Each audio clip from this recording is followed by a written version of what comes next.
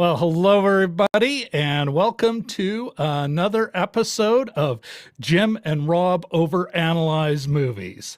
Tonight we got a great show for you. Tonight we are going to be looking at, and bear with me here, we're going to be looking at, it's called Making Waves, the Art of Cinematic Sound. And a bit of a departure for us. This will be the first documentary we have done tonight.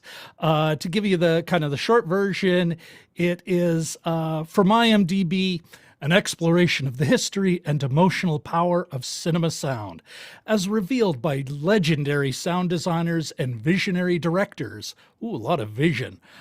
Via interviews, clips from movies, and a look at their actual process of creation and discovery. Directed by veteran Hollywood sound editor Midge Costin, the film reveals the hidden power of sound in cinema, introduces us to the unsung heroes who create it, and features insights from legendary directors with whom they collaborate. Doesn't that sound fancy? Anyway, let me just quickly just jump over to my checklist. Yeah, that's what we're looking at. First of all, let's quickly go through the ideological ingredients list. From a production standpoint, although Reframe does not grant, they don't grant, what do they call them? Oh, Reframe stamps to documentaries. It was produced by two women, both in the trade, both sound editors and sound designers. Produced by Midge Costin and, what is the woman's name? There we are. Produced by Bobette Buster and Midge Costin, and apparently Ms. Buster wrote the film while Ms. Costin directed it. Yeah, so as far as the Reframe stamp goes, if there's one for documentaries, I think this would qualify.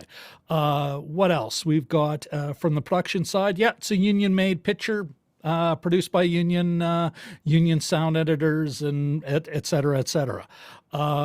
So from there, we get into more the story stuff.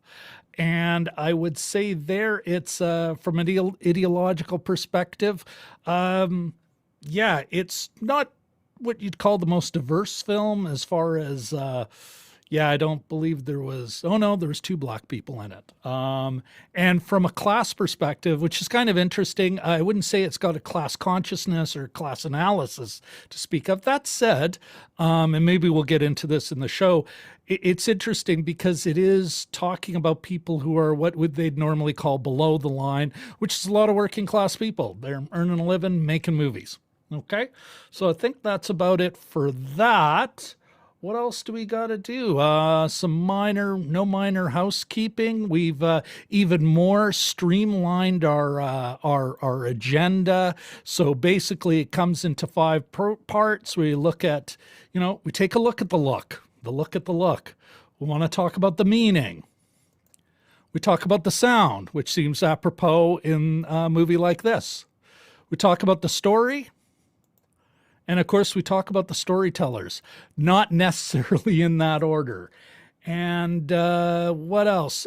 Just be aware, you know what? You're in the spoiler zone. After we get kind of past our first part, we will get into the details. So if you haven't seen this film, and well, it is a documentary, but who knows? We all draw our surprises from a myriad of places. You may want to get out after that, but I will warn you when we get to that point. And I think that's about it. It's time to, first of all, here, let's make sure we give them a proper welcome. Bear with me, everybody. There we go. All right, first of all, let's, you know what? I'd be so honored to be the boom operator, my sound recordist, Mr. Jim Chaboyko. Can't raise my hands for myself.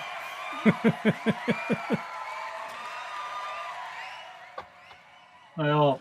How you doing, Jim? Good. All right. Ready to. I hadn't met Curtis before, so that this is meeting people online. That's what we do now. It is what we do now. Yes. And that's a great cue to bring our super duper guest host, a man known well in the YouTube community and the independent film scene as a great helper for those folks who are trying to learn light and sound for video. His Curtis Judd audio channel is something that, if you're hearing anything good on this show, it has a lot to do with this man and the guy who recommended this movie to me several months ago, Mr. Curtis Judd. Let's welcome him here. Hello, Curtis. Hi, guys. Thanks so much for having me. It's a pleasure. Look at that. Look at cheers and everything. We don't take ourselves too seriously, and I really appreciate that. Yeah, no, we're not the show, if that's what you're looking for. Although I'm jealous of Curtis's headshot, I have to say. It's pretty sweet, eh? I genuinely, like, I think, oh, maybe I should, once I shave this thing off. Well, especially it's got that nice, it's a high contrast, but there's still, the colors are good. It's all super rich and saturated. Very, very fancy. Alrighty, Well, everybody. Yeah, Curtis, thank you again so much. Before we get into it, and maybe what we'll do is we're going to welcome, we've already got a number of people in the chat, so let's all give them a welcome, and then we'll get right into the show, and maybe we'll ask, usually what we do, Curtis, is we'll kind of get your first thoughts and whether you think it's worth somebody's time. And then we get into the meat of it. But before that, we might start with you. And if you could give us an idea of why you recommended this movie, and maybe a bit for those who don't know you, a bit about your background and where you're coming from, and how perhaps even how I suckered you into being on our show. All right. So anyway, in the chat, Jim, we've got, looks like Mr. Eric Thorpe's back. Hello, Eric. Welcome. Oh, our man in Chennai, India, Mr. Shashank Vachari. How you doing, Shashank? Everyone's checking in. That's good. Oh, there's Jimbo, always willing to make sure everyone knows. Vlad65 is here. Good to see you, Vlad. Oh, and I didn't see it either, but as you said, it sounds interesting. Oh, witty wordplay in the chat. I'll get it. All right. Okay. Oh, Mr. Peter Locke. You may remember him from another show, Curtis. Hello, Peter. Oh, and I almost forgot Vlad. Anyway, it's great to see you all here, already active in the chat. And as I've said before, if you guys want to have your own adventures in the chat, you fill your boots, talk about whatever you want. Keep it to a dull roar in case somebody's trying to get a hold of one of us and interject in our conversation. And yeah, just make sure you add us. And if we didn't catch the play because we're, well, I'm a sole producer. I don't have exploited child labor handy. I will have you know that there is money that exchange hands in that deal. She is getting paid plenty of money. Yeah, she seems to be pretty calm about her exploitation. It's a pretty chill over it all. Ouch. Ouch. All right. You know what? I think this is a perfect time to move into, we've got a message, first of all, for you, Curtis, just from Shashank. Hey there, Curtis. Big fan of your channel, and I've always tried to tune into your live streams on audio and sound. What more can you ask for, Curtis? Right off the bat, there's somebody who's always Thanks. trying to get Yeah. in. Okay, so we're going to now move towards, and if I can find it, yes, we're in the first thoughts and is it worth your time section. And so, yeah, Curtis, why don't you take over? And first of all, let us know. Yeah, tell us, give us a bit of your background, why you recommended this movie, and then we'll get your take on it. Okay. Thank you very much. And thanks, Shashank, and everybody else. And thanks, Rob and Jim, for letting me come on your show. I'm really honored to be here. So As a background, I am a corporate video shooter, and I would say also an educator. I stay away from the term YouTuber because that can mean certain things to a lot of people these days in 2021. And so I think I really think of myself more as an educator and I would say a little bit of a consumer advocate for those in the film world, or, like the enthusiast film world, where they're trying to decide, do I buy this gear or that gear? And I'm really kind of trying to help on that front by reviewing gear and kind of giving my thoughts on that. So that's my background. I love sound. As a corporate video shooter, while I have to do camera and all of these other things, I've always loved music. I have always really enjoyed films where sound design and just all the elements of sound were really included to really kind of heighten the overall cinematic experience. So to me, that's always been really, really inspiring. I don't know why I can't explain it beyond that, but that's how I feel about things. And so I love sound. And so that's where I really, I learned about this film back actually late 2019. I watched it for the first time in early 2020. And I would say, is it too early for me to give my overall impressions to talk about? Not at all. This is okay. Yeah. Right. If you first take or your first take as you can remember it, Curtis, and if you think it's worth it, feel free to shout that from the rooftops now. Okay, so I would say my first take was, if this says anything, a lot of times I have to break my movie watching up into chunks, smaller pieces. Like I have a 30 minutes here and I've got maybe another 45 minutes there. I sat down with the intention of spending the first 30 minutes watching this film and then pausing, coming back to it the next day, and I couldn't. So the only thing I can say is, so I loved it, obviously, but I can't be sure if that's because I'm an audio enthusiast nerd or if that's because it was just an amazing film. I think as far as documentaries go, it's a really good film. I think that I would say that it's very much worth it. I think that a lot of people that maybe haven't necessarily opened their ears to the joys of, what sound brings to the cinematic experience, I think it's a valuable watch for all of you. And I think it will open your ears to a lot of that. So I think it's a worthwhile watch for sure. I think a more cynical person could say it's a bit of navel gazing. So it's people in the sound industry that are kind of spending their time celebrating the sound industry, and that's true. But I do think look at how we substance saved there. this movie in the soundtrack. Well, I once took a class that made me kind of chuckle because the instructor was a composer, and it was called cinematic, or what was it called? Music Masterpieces in Cinema. And he showed a clip from E.T., one of Steven Spielberg's classics. And John Williams did the score, and he showed the little clip where Elliot's riding his bike with E.T. Is it Elliot that's riding the bike, or is it his older brother? I don't remember, but E.T.'s in the basket on the front, and they're riding their bike, and then suddenly the bike takes off, and the score just dramatically swells, and the instructor, pauses the film and says, "I'm sorry, Mr. Spielberg. If you hadn't hired Mr. Williams, your movie would have been a failure." And I'm kind of like, well, I can appreciate what you're saying, but that might be a bit of a stretch. It is a team. Bit of a reach.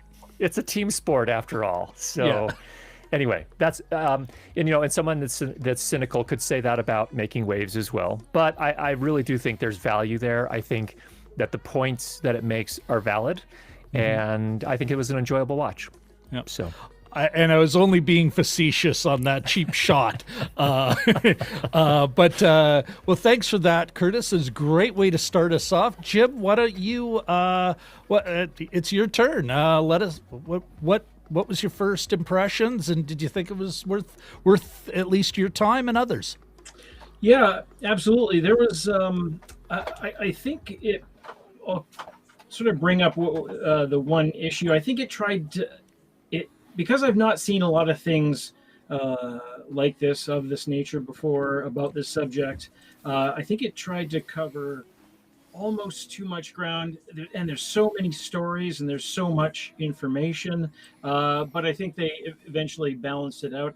They were talking quite a bit about theory at the start, and I thought, oh my God, give me some anecdotes, because in the trailer, they show the Star Wars sound engineer hitting a power, like some sort of guy wire with a wrench, and I thought, more of that. Like that's the kind of thing that I thought was very interesting about it. But it was good.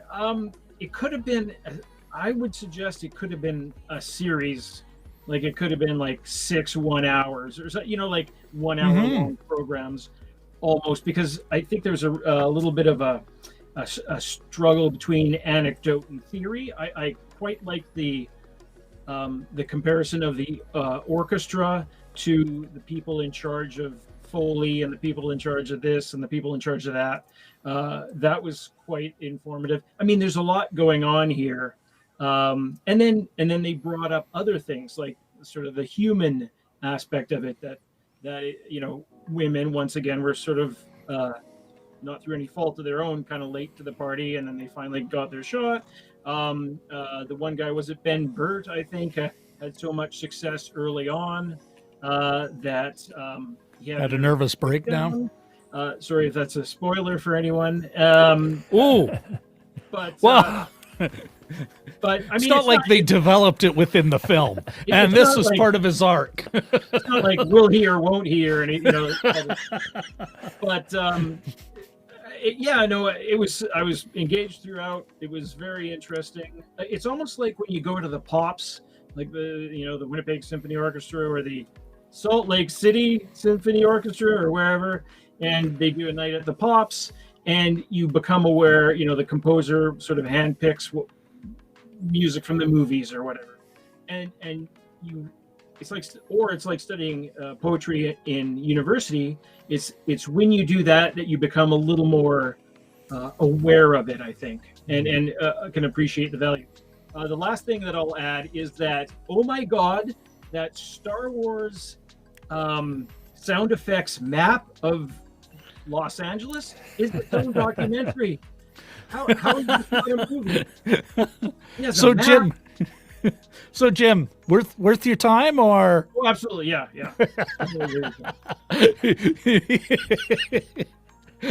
I love the way you've developed, Jim.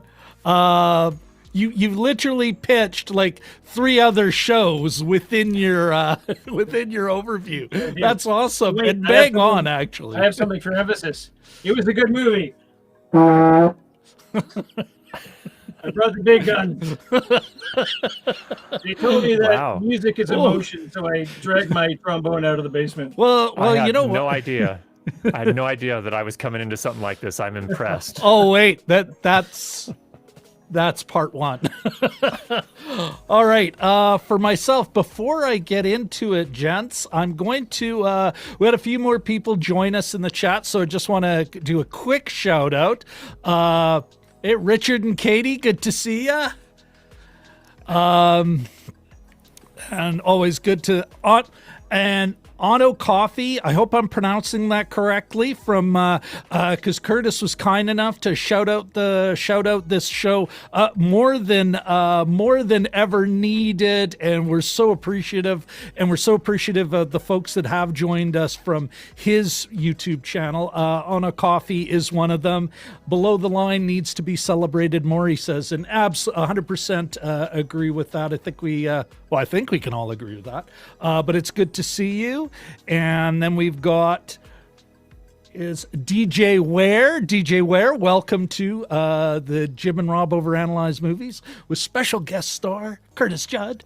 Welcome. And we've got, hey, it's the Upside Dan. Dan, good to see you here. And Ahmed, our man in Kuwait. Good to see you, Jelly Duck. Representing. representing. And there's already a lot of chatting and that going on in the thing, and that's great. And we will circle back once we get into. We'll come back and chat back on the chat. I know people are already commenting on what we're saying. So while we do that, and good to see everyone saying hello to each other. It's why you're the best chat on the internet. With, of course, Curtis's being a very, very close second. Kind of. All right. Now, as far as my quick takes on it, it's and maybe this is something, Jim, you were kind of thinking about as well. Myself, you know what? It's definitely worth anybody's time, and you do learn some things. I think maybe one of the minor things was bugging me was kind of addressed in what Jim was talking about. You really could have at least, hey, an hour on this part of the pie, like that pie, that could have been really cool. Because yeah, you do feel a little like it's more of a sampler of what goes on in the sound half of making a movie. The other thing I thought, and although, mind you, we'll get in more detail. Otherwise, it was like, no, this is a very straight ahead. It was shot really straight ahead. They're not doing anything different. They're not getting arty. Not even any like Charlie Rose style black background. And so, which, you know what, if given you're trying to reach out to a larger audience, and maybe I'll ask you guys this and the chat, maybe that's the best way, because it is kind of still something I find pretty straightforward. I was in the film industry. I do this. A lot of the inside baseball folks you're eating it up as it comes at you. But if for the folks out there they're just film fans, maybe that's the best way to approach it, where they can kind of take it in those. It's a sampler. These are appies, you're trying everything. And maybe this is the exact way to go at it.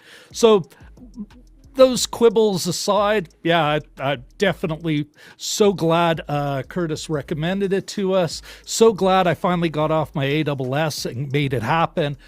And kind of in a way, so glad I kind of technically effed up my interview of Curtis, where I was like, oh, this is a disaster. Maybe if I do this, I can somehow make it up to him and get what I want, Anyway, but that's for later. Okay, folks, I think that that sort of catches us up there. We are now officially in. We're now entered the spoiler zone. And guys, where do we want to start? Do we want to start with the story? Do you want to start with the look of it? The storytellers? What are we thinking? Maybe a couple of options is most obvious if we have Curtis here about the sound, or I would suggest the story. Okay. Well, let's go for the sound. I think this will actually be a pretty straightforward part of our analysis. It might be a way to sort of slowly enter into it, especially for those folks who are new. But yeah, Curtis, why don't you lead off? What did you think of the sound of the film itself? They nailed it. I mean, it's nothing.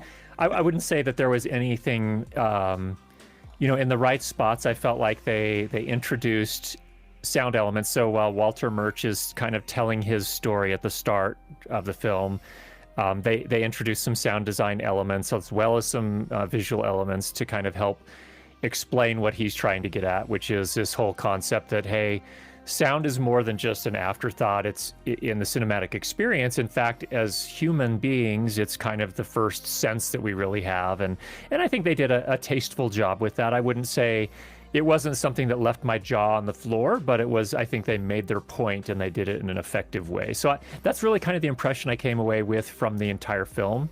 I feel like it was one that it wasn't particularly artsy or super profound and really sophisticated in terms of really subtle storytelling, but it was very straight ahead. It was very, here's our case. Our case is sound is a whole heck of a lot more important than most of us give credit for, intuitive, at least, consciously.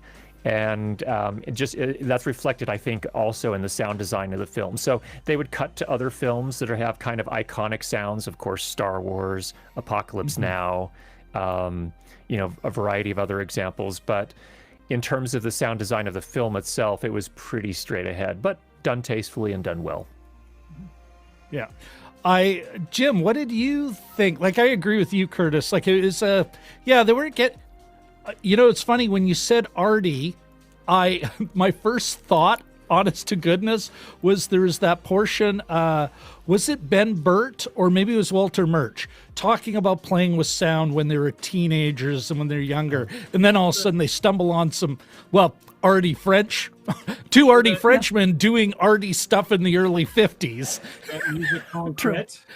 Yes. Yes. And they're looking so, like, even they get the big wide shot of in the theater and the Frenchman is just looking as French as he possibly can. The only thing that's missing is a cigarette hanging out of his mouth as he arts. Yeah, this is not what they were doing here. No, it wasn't. And I think that, they nodded to that. They did nod to the kind of experimental type things. But I think they were really kind of aiming for a more mainstream audience, saying, hey, everyone's seen Star Wars just about, and everyone can appreciate the sound design of Star Wars and how it was really, for its time, quite innovative and, so on and so forth. And then there is the nod to the French experimental, playing things backward and sort of cut together that was it. Yeah. Which was actually fascinating. I mean, to me, it was like, that's something I hadn't been exposed to before. And I was kind of like, I'd love to learn more about that. But they weren't going there. They were going to nod to it, but then they were moving on. But I don't know about you, Jim, I even like that, not just that they acknowledged that, but that it was Murch or maybe maybe the Balmoral Street Research Irregulars could chime in now and say it was this guy. But that they, not just the shout out, but in a way that these guys who are coming up were influenced by that they're like, hey, I was doing the same thing when I was in high school and early university. And I kind of thought that was the tie-in, that they're like, they were all artists, and they ended up in LA doing that particular kind of sound art. Yeah. Well, I mean, the beauty part of that is that a lot of these guys were talking in a sort of a biographical way. And, that they had started this when they were young. And I anytime that you're a young person, you're totally into something. Like, I used to hand write down CFL statistics, Canadian Football League there, Curtis, statistics in a little scribbler.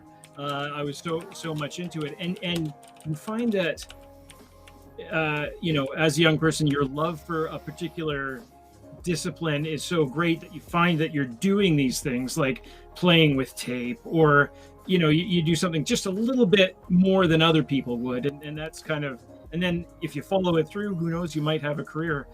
I was also, how many people were sick in bed for a year and it made them a better person? Like, I keep on hearing these details that and they always sort of downplay. It was like, I was in bed for a year and I decided to, create physics or whatever. Like, they just, it's amazing. I can't remember which one, but it was one of the three that they took a look at, and it's just like, I just played with sound effects for a year or whatever it was. It sort of goes to your dedication to a particular discipline is kind of heartwarming when you see it in these kinds of stories. Yeah. So as far as the sound goes, though, I think we can kind of say, as they should. It would be noteworthy if the interview audio was off. Dialogue editing was spot on. Yeah. Spot on. Exactly. No. Like I'm doing right now. Although, let's go back to the sound, although this kind of bleeds into story, and I can't remember who the woman was, but, the fact that her mom was a sound editor, and it's like, this is your daughter's future. Her mom's a sound editor. It's like, oh, well, you're coming into work with me. I'm not having you, I don't know, running around LA free. And there they are with magnetic tape cutting out the pops and all of a sudden, as complicated as any of these declickers can be, any of these plugins, it's like, oh, I'm not doing that. Oh yeah, on the mag tape, no way. That's a different world, huh? Yeah, I was kind of impressed by that. Why don't we talk about the story? How they told the story? Does that make sense? Well, and yeah, I'll give it back to you. I'll give it back to you, Curtis, and I'm gonna kind of dive into the chat as well as you're doing that, making sure everyone's teeing up some questions for everybody. So anyway, take her away, Curtis. All right. Well, host. Yes. Well,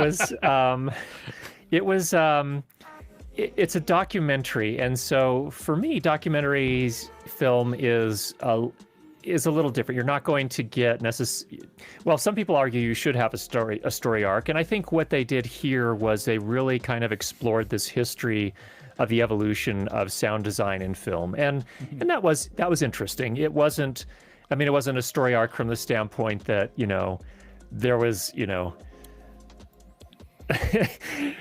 is sound gonna play a prominent role in film eventually or not? It wasn't that, of course, but it was interesting, and I to just kind of get a view of, and I think they told that history in an effective way. They kind of gave the context for how these things developed. How did we ever get with Apocalypse Now to this surround format of film as opposed to just doing mono like we had in film up until that point? How did we get sound in the first place? And how did that change? And how was it received when the first soundies came out, or actually what they called talkies at the time, when they had dialogue audio for the first time? So instead of just the live orchestra for the film. So that was kind of an interesting history, and what I did find fascinating though was I had a sense, and it really kind of came to light how interesting all of the ties between the different filmmakers that we all know about. I mean, they have relationships going way back. Coppola, Lucas, and Spielberg, yes, and they find their sound guy. If you're a director and you're committed to sound, like you recognize and you are intent on using sound as a tool to heighten the cinematic experience for your audience, they find a sound designer and they hold on to them, and that they just take them through their whole career with them. That's their guy. That's their guy. I've got a guy. Exactly. And I remember, in fact, I went to the National Association of Broadcasters show a few years ago now, and there's a dinner that's held by the production sound mixers in the film world, and one of the people that I was there with was like, "Hey, you see that guy over there? That's Stanley Kubrick's sound mixer." And I'm like, "What do you mean Stanley Kubrick? He used them on almost every film." And and that was a theme we definitely saw, that it's interesting. And even when we got to Gary Rydstrom, who is also a very prominent sound designer, the only reason Gary Rydstrom's career, well, not the only reason, he would have done well regardless, but the way it kind of took off was Burtt was busy at the time. And so they offered up Gary Rydstrom, a guy who was working under Ben, to go work on this other film. Yeah. So I don't know. It was done pretty well. There's not a massive story arc, so don't be expecting that. But I think I just really view it as more of a celebration of cinema sound. And I think the only thing that kind of left me scratching my head a little bit was, at the end, they had that little piece on Burtt, how he had experienced what did he call it? A nervous breakdown. Yeah. And I was like, well, I guess that's kind of like a story arc. I mean, it was a little bit interesting. I didn't know where that came from exactly, but I mean, it wasn't bad advice. It didn't totally tear me out of the story, but I didn't see exactly how it was fitting all together. It was because it's kind of an interesting way to kind of wrap the whole thing up. But in the end, I think it didn't take anything away from me. I'm wondering if, kind of going back to Jim's, I wonder if there's a lot of stuff on the cutting room floor, that they might have been trying to build how do people develop, how do they manage their careers? And it's just, oh, well, we got to have that in there. Right. Right. I did appreciate too, though, I think, and partly this was because it was directed and produced by women, which I appreciate. I do appreciate how they spent a good bit of time with the women in today's post world. It was mostly post world. And we'll probably come back to this. I felt like there was a little bit of a short shrift for production sound. Like they got 30 seconds in the whole film, basically.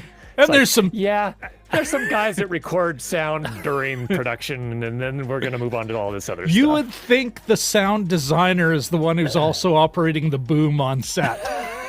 No, no, definitely not. Yeah. But I did appreciate kind of spending a little bit more time with the women in post and the work that they're doing and the contribution they're making, which is enormous. I mean, we have re-recording mixers and engineers. We have women doing sound design. They're playing a big part, and I thought it was interesting.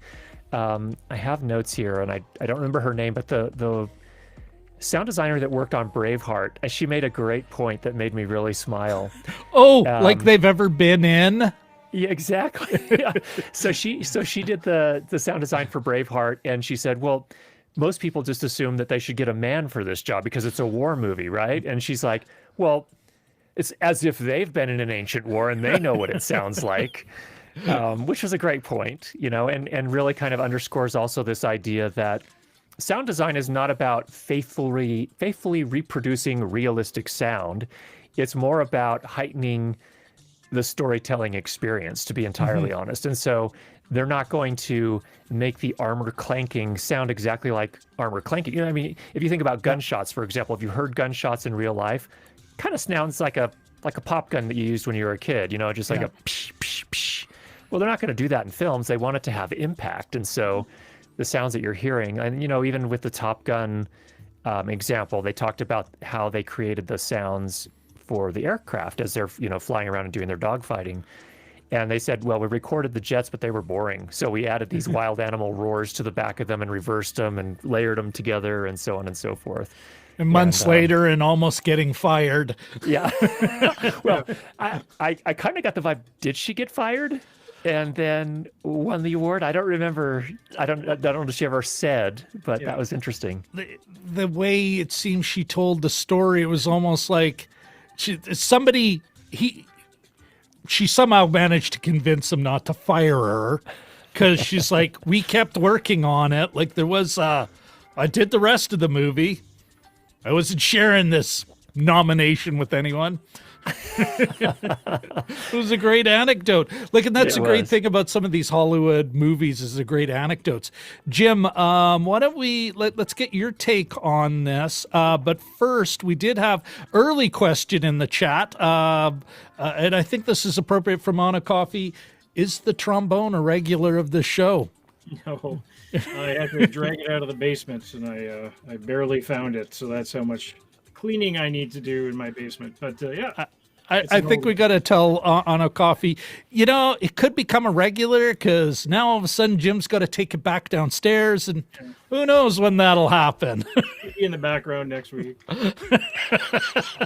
Just like my Joe Biden mask was hanging there for a month. Yeah, that stuck around for quite a bit, to a point where people are asking where it went.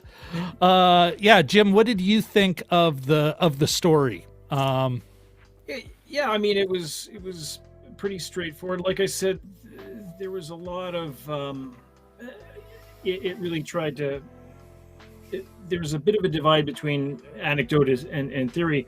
There's sort of a little bit of an understory here, if I can use that term. The movie studios seem to be really not understanding what they had. They didn't seem to understand film. I mean, today it's all about the movie-going experience, as we've discussed, especially in this age of COVID, when you miss going to the theater and the heightened sound and heightened visuals and all those kinds of things. But they were telling the one woman, the same woman, about Top Gun. You know, this isn't a movie about sound.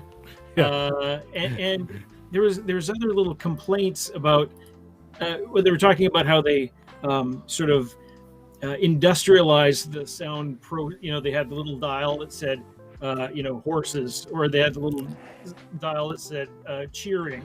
You had your stock library. Yeah. That's the one you're supposed to use. Don't go get. If you watch old MASH episodes, it's the same laughing. Like, it's the same. You can hear the same guy with his kind of big, you know, his big laugh.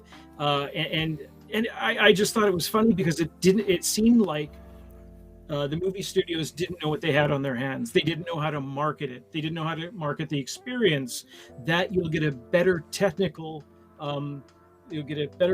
experience if you go to the theater. And this was in the age, as they discuss in the film, when one year they made the fewest movies they ever had, and they were desperately losing out to television, you know. And I thought that's a whole other subject. They sort of touched upon it, but the ignorance of the studio executives, which is kind of legendary, it really it was really like an quick scan through the chat. Yeah, it just didn't really understand what they had, and didn't know how to market it, and sound being an important part of the movie going experience. Well, you know, it's funny that you say that, Jim.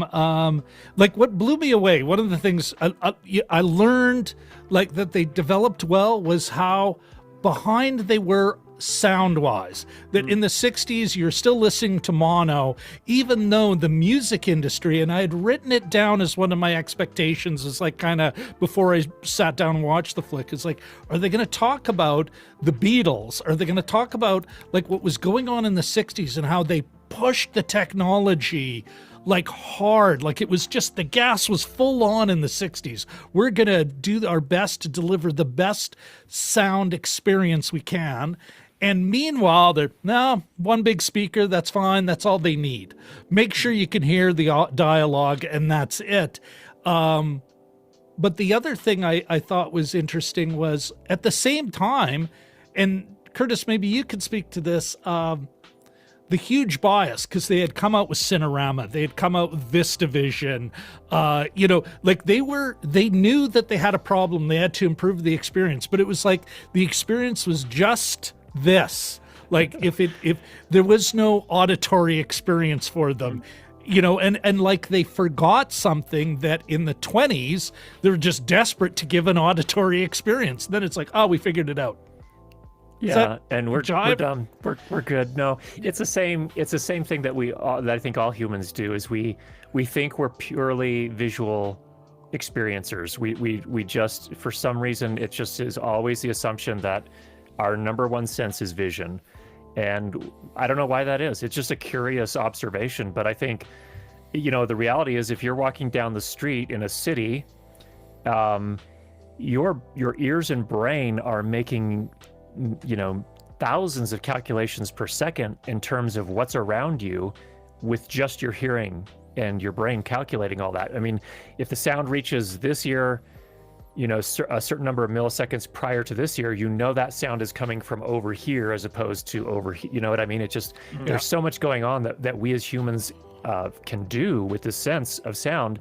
And it is funny to me that, you know, if the film industry was hurting, and this is the same lesson they've had to learn over and over and over again, and that is if you want to sell movies in a theater experience, you have to offer something more than people can get at home.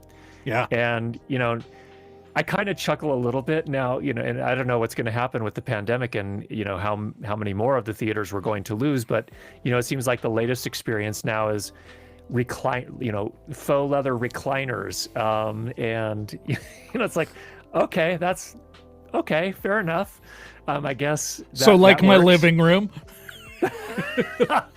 basically, but you can go with 200 of your friends, and you can't fit all 200 of them in your living room. That's probably, true. Unless, That's true. Unless, well, for those who are blessed like, with that many people who want to hang out with them in an evening, right? But I mean, to me, it seems really interesting, like a real head scratcher, at least looking back. We have the benefit of 2020 vision looking back, but to me, the obvious opportunity there was, let's do something more with sound. I mean, the Beatles are out there doing this stereophonic recording, their 4-track recordings now.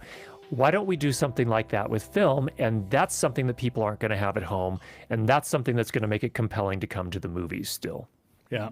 Yeah, and that so it's and interestingly enough, what do we find out? We find out it's a musician, one of the players, not the only player, but it's Barbra Streisand saying, Yeah. Sure, I'll spend my own money to get the sound I want, to $1 deliver million. the experience.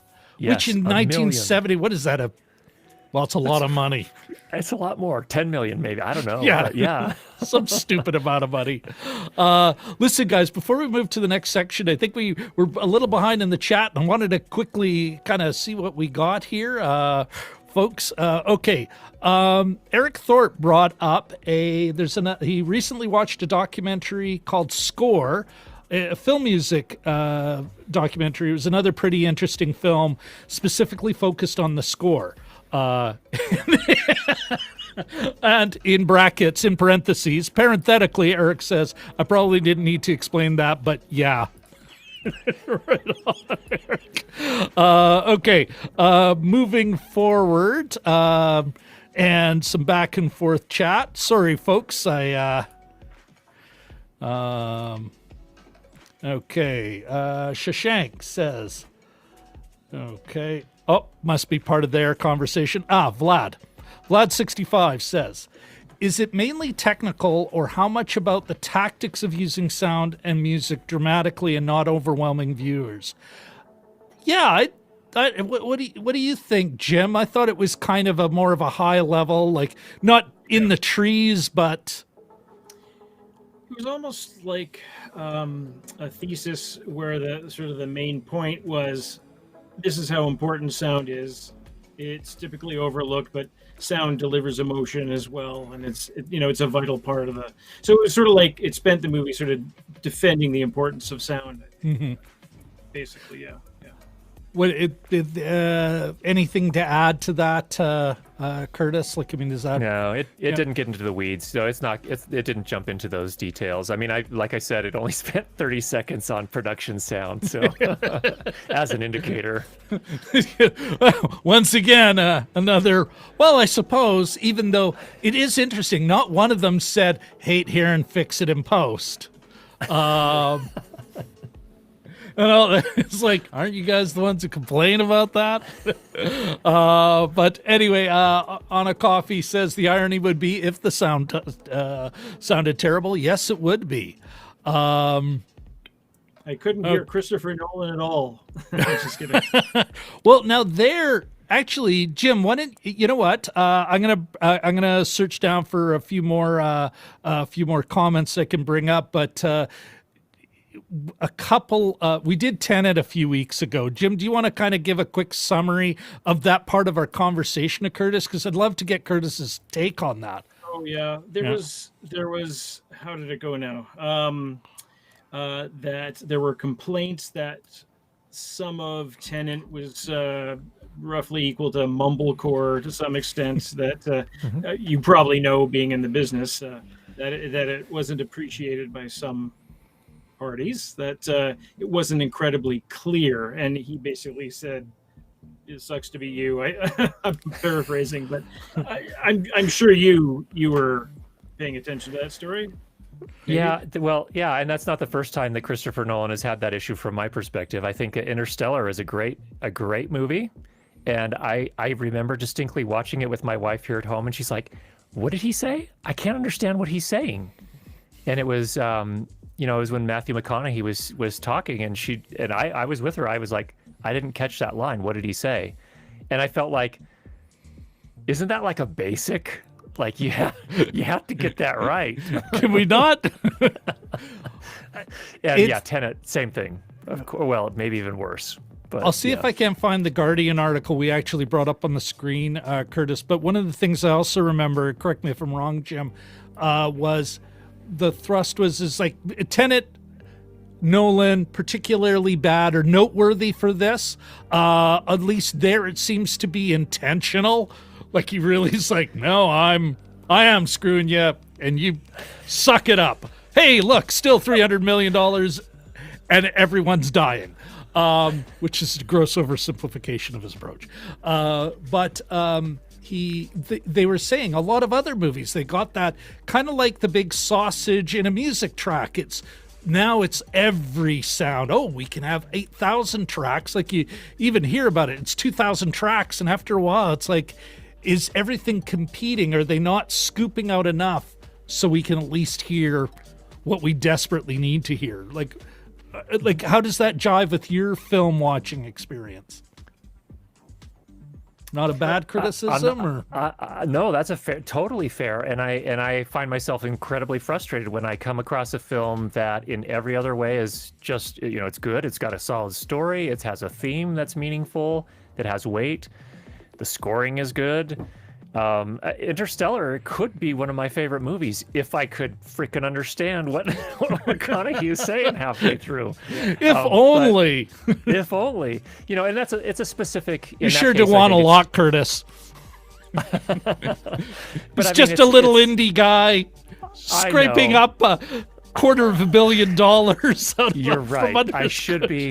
I should be much more understanding. Doing his best with C-list talent. It's just a weird.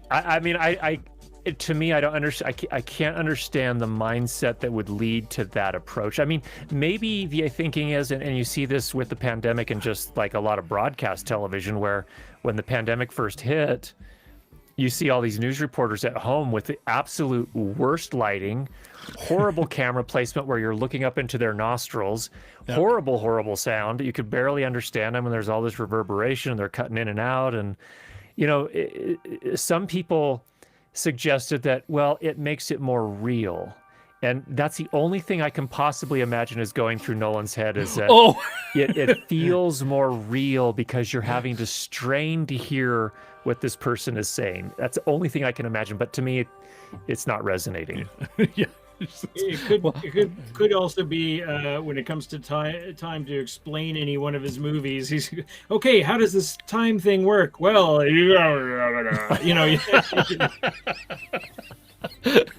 Okay. Yeah, good point. Good point.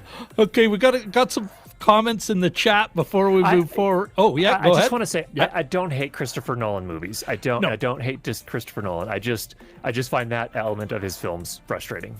Yeah, and I think,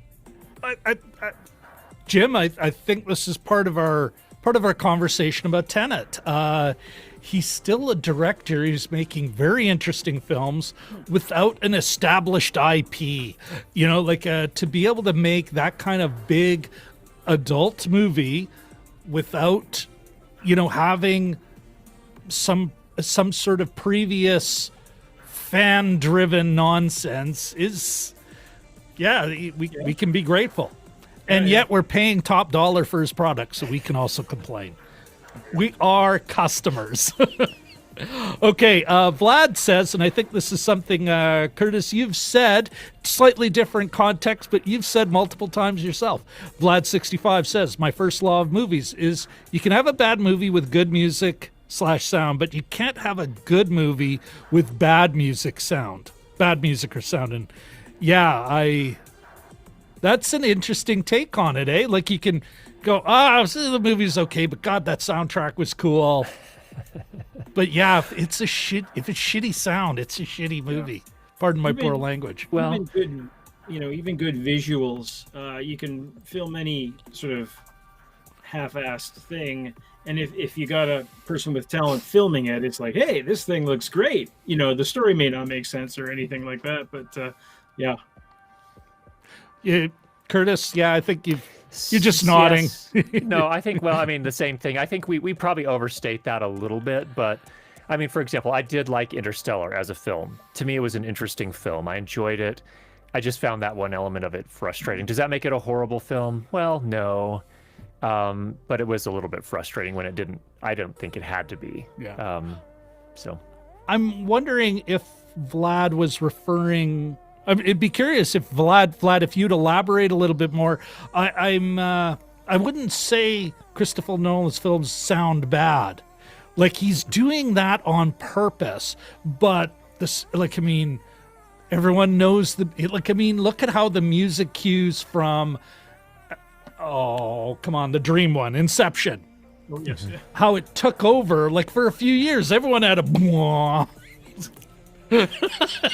like the way your eyes popped a little there, Curtis. Did you have a lot of independent the boosh? Yes. Did you have a lot of independent filmmakers saying, "Hey, and can I get the boosh?" How do I do the boosh?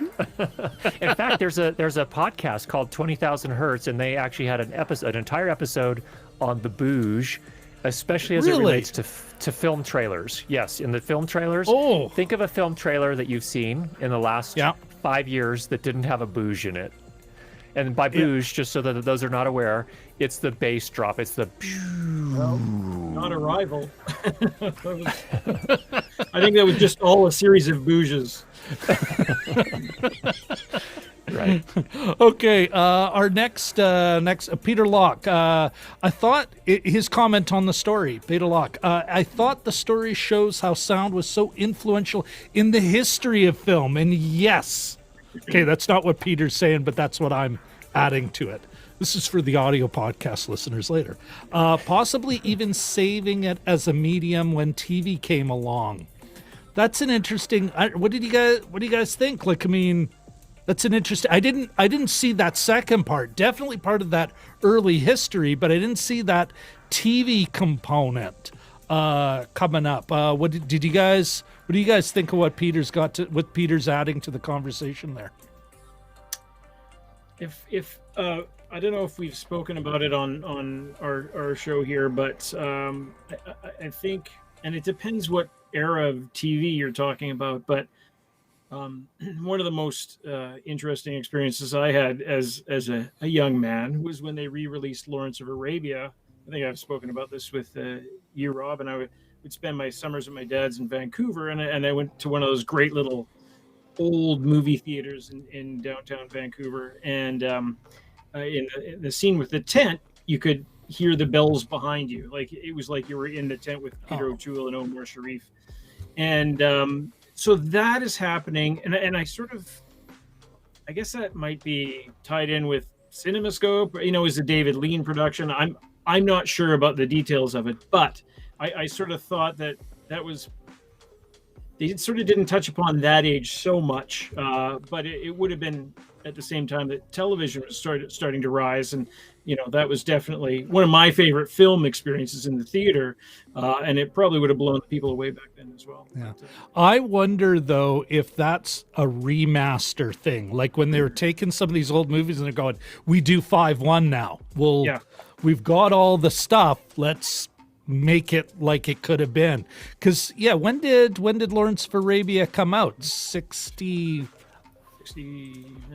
something or early? I'll look it up. Okay. Curtis, what did you think about Peter's comment? Well, I think that's a great point. It was a subtle theme that was suggested at. I don't think. Yeah. I mean, they kind of connected the dots, but I agree they couldn't point to any one thing. But I think what they basically said was, we had in the 70s was really it. Apocalypse Now, Star Wars, and all these other films. And I think Jaws, absolutely Jaws. Yeah. I think that's an oversimplification of the story, though, because those films were innovative in other ways as well. Like Star Wars was innovative visually as well as all it was of the in ways. terms of audio. In all of the ways, it really was. And even Apocalypse Now was innovative in a lot of ways as well. I mean, it really kind of there's a whole cultural current that's represented in that film, as well as this really amazing sound design. So I think in some ways what happened there is you had these basically independent filmmakers who were very dedicated to the craft, who basically gave the middle finger to the studios and said, we're going to do something that we really want to make. And because it wasn't the studios that drove that. I mean, the studios were like, oh, this is pretty awesome. Look how they're selling. Let's now we'll support them. Let's make more of this exact same thing. That's right. Can you do a Star Wars 2? Because we like those numbers.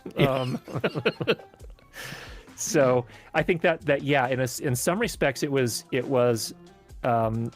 Peter makes a great point where I think it was that reinvention, but it happened in a way that was. It wasn't the big studios driving it. It was these dedicated artists, really. No, we can. I think they all deserve, even though they're working within the studio system. Every one of them deserves that label, earned it. You don't have that much cultural impact that goes on till now, and it's a workaday director punching out content. And that's not to knock me and my fellow content creators who might be a co-host on the show or within the stream. What did you guys? I wanted to ask you guys this before I go on to the next. Let's bring up Shashank's comment first. He's Shashank. I guess any kind of art requires complicated scientific learning. This documentary showed that as well. I couldn't help but comment. Where is it? Couldn't help but marvel at. Something got cut off there. Shashank. I would say, film especially is a very capital intensive art. Without getting into the politics of it, it is an industrial art. You got to know the gizmos. But much like still a sculptor needs to know the chisel and the material and to know how to do the body form. All art requires a technique, So it's a great comment, but I think you could apply it to any art form. It doesn't just come ex nihil, out of your brain and then applied in the real world, and which is kind of awesome. It also says that we can all learn this stuff, which is kind of the Curtis. I think in some ways it's almost like the drive of your channel. We can all do this. We can all get good at this. We can all develop our technique. We can innovate. We can innovate too. We can come up with things, and oftentimes it's going to be things that when we are limited in some way, that we're going to have to come up with some solution to some problem we have, and that's where the innovation happens. A lot of times and I almost feel like, without going down this rabbit hole, which we could easily do. I feel like in some ways, because that never happens on this show. I'm sure it never does. Never. What's that? To the second. But I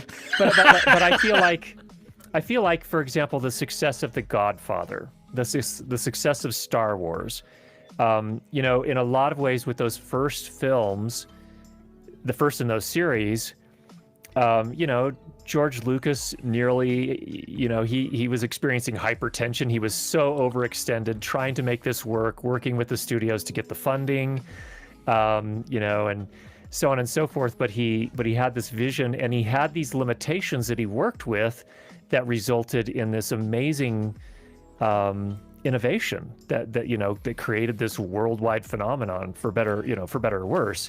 And I think the same thing with, like, Coppola was bankrupt, and so he decided, okay, I'll do this Godfather movie.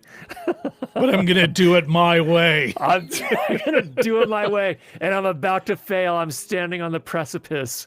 And, but it's a really interesting phenomenon. And if anyone is ever, if anyone's in the filmmaking world or in any other area where you're doing work and you feel limited, like, I can never amount to I can't do anything really neat because I don't have the tools I need, I would actually say maybe that's the perfect situation, actually. Think about that. Yeah. I mean, here's the thing. Jim and Rob's Overanalyze Movies, this channel's about to explode. I mean, you guys are probably going to have 2 million subscribers in a couple of years. Because that's what people want. We know it. It's like they have not. The internet just has a shortage of middle-aged, well-fed white men pontificating longer than the film is. Although I will say, you know what, in our defense, the last movie we did, Journey to Greenland, which is, I learned a new film term. I never knew there was cool comedies. A French reference to a low arc. But yes, we went almost, well, we were easily 1.5 as long, like literally as long as the movie and another half of it. But there was a contributor, Katie Fowler, helped us out there, so it was. We can blame 1/3 of that on an individual woman. And I'm a guy who once talked to a coworker and took longer than 1 hour to synopsize a single episode of Lost, so which runs at about 44 minutes. So yeah, That's a distinction you can be proud of, Jim. oh, I'm That very is proud, yeah. the best. All right, back quickly to the chat, folks. Okay. Oh, Show G. Just joining. First of all, Shoji, welcome to another individual who we first met on Curtis's channel in his Curtis Judd audio Sunday live streams, which was fantastic, especially if you really want to get into the nitty gritty of how to make better sound. But Shoji asks, just joining the stream, where's this film available to watch? If you're in the United States, it's still on Amazon Prime, if memory serves. Curtis is nodding. And here in Canada, you can get it on Google Play Movies. That's where I found it. What about you, Jim? Where did you pick it up here? Okay. Google Play Movies, yeah. All right. Shoji is also, because he's new to the channel, he is asking if Jim and Rob can talk a bit about our background. Jim, why don't you go first? What's your story, Jim? Did I mention the Lost thing already? Yeah, it cannot go longer than the episode that is your life. Let's make sure that's an actual fraction. Well, it all started in Vancouver. No, I played trombone in junior high. What else? I'm a freelance writer and have various odd government jobs up here. We're both in Winnipeg, Canada. So my experience is purely from the amateur standpoint, I think. But I'm a lifelong moviegoer, I guess you can say. An interesting note, this may be news to everyone here. Jim, when he was working in the Manitoba Writers Guild, he also published the Writers Guild newspaper, and he was the first person to pay me for a piece of writing. So there you go. He's downplaying his amateur status. He's puffing up his amateur status. He is a professional trade writer, nonfiction though. You know, in terms of movies, though, it's not like I've had a line in anything. I, on the other hand, was once paid. I got a union day's worth of work as an actor, not as a background performer. Myself, Shoji, Jim and I have known each other since we were teenagers in Le Village Canadien, Co-op, and however you pronounce limited in French.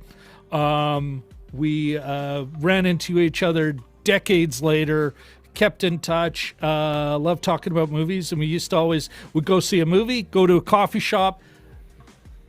A couple hours later, we really broke that film down and a whole bunch of sidebar chat. Advanced to this time, and we always thought, well, we fascinate each other. Other people might find this fascinating. Why not? Yeah, exactly. and on occasion, the odd chump, brave soul like Curtis Judd joining us. But what we said is we should turn it into a podcast. This has really been part of our COVID coping strategy. It's like, well, what other time are we going to do it? And that's what we did. We started this, and I think we've improved quite a bit. We have not once been able to be concise. It is now, we've just kind of accept that it is what it is, and that's what you're here for, brother or sister. That kind of captures us in a nutshell, eh? And Yeah. a rather large nutshell. All right, where are we here? Okay, some of the people making fun of Jim's bad audio and saying it's a plant, which is unfair. You know what? We're working on Jim's audio. It's improving every live stream. Vlad chimes in something on. There are strange sound mixes. He mentions the opening barbarian chants in Gladiator, mixes in Zulu chants from the '64 movie. Apparently, if you listen to it, it's kind of a cool deep dive. Thanks, Vlad. Vlad also, and I sent out a tweet about Vlad sent us an email earlier about Breaking Barriers. Have you heard of this? It's a short documentary, Curtis. Breaking Barriers sound, Hitchcock on sound. Oh, no. Yeah. That's one I need to add to my list, it sounds like. Yes. Yeah, and it's like a 20-minute, like it's a broadcast half hour, but it looks cool. Like I just haven't had a chance to look at it. Now, here's one. Does the film touch on how Hitchcock started focusing on sound in his notes and productions as a key part of the films he created? Briefly, it does, Vlad. If memory serves, right, guys? Like, does that ring a bell? Well, the problem is I watched the Hitchcock one, which is, it's on YouTube, 23 minutes, and earlier today. Oh, no, I mean in this one, in Making Waves. Yeah, but I was going to say those two. Sorry. I just watched Making Waves last night, then I watched this one today. So they're all sort of like merging into each other. But it's interesting because they talked to, was the gentleman's name Rydstrom? They talked to some of the same guys, and it's funny. They give different, it says Gary Rydstrom Minority Report or whatever. Like they have different movies depending on the documentary. But the Hitchcock one was, I think Vlad recommended that to us. He did. Yeah.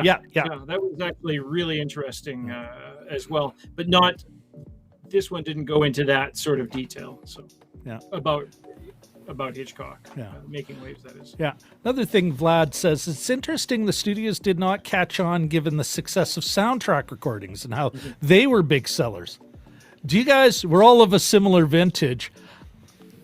I remember the double album, the double record of Saturday Night Fever. I mean, that was the, go ahead, Jim. I was terrified. My mom would have dinner parties, and she'd play the Godfather soundtrack, and that dirgy kind of minor key stuff.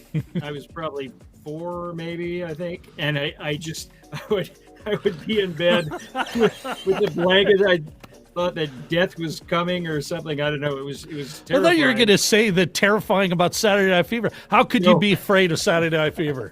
It's literally saying staying alive. That was years later, but the Godfather. Dancing. And finally, at one point, I wandered out in my onesie and asked my mom to change the music. That was the big sort of story at the time. Vlad does make a comment. Too bad they did not interview the Coen brothers, who chose to make No Country with only ambient sound. The footsteps in the hallway evoked Rear Window. There's no, it's all like diegetic, isn't it? Mm-hmm. Yeah. Vlad actually sounds like he could make his own movie. He did the deep dive. Yeah, he's got a lot of info there. Gotta love these folks who do their homework. Yes. Oh, Shashank went for breakfast, and now he's back. Good. It's good to have a well-fed audience here. Well, for part 2, I don't mean that, but okay. All right. Here's the okay. So Shashank goes. Makes a comment. I think when all creative ideas get exhausted, going back to the basics is actually reflecting back on the technique. And assuming, Shashank, are you talking about kind of like what we were talking about? And maybe this comes full circle to the Tenet conversation about maybe pulling some of the extra back as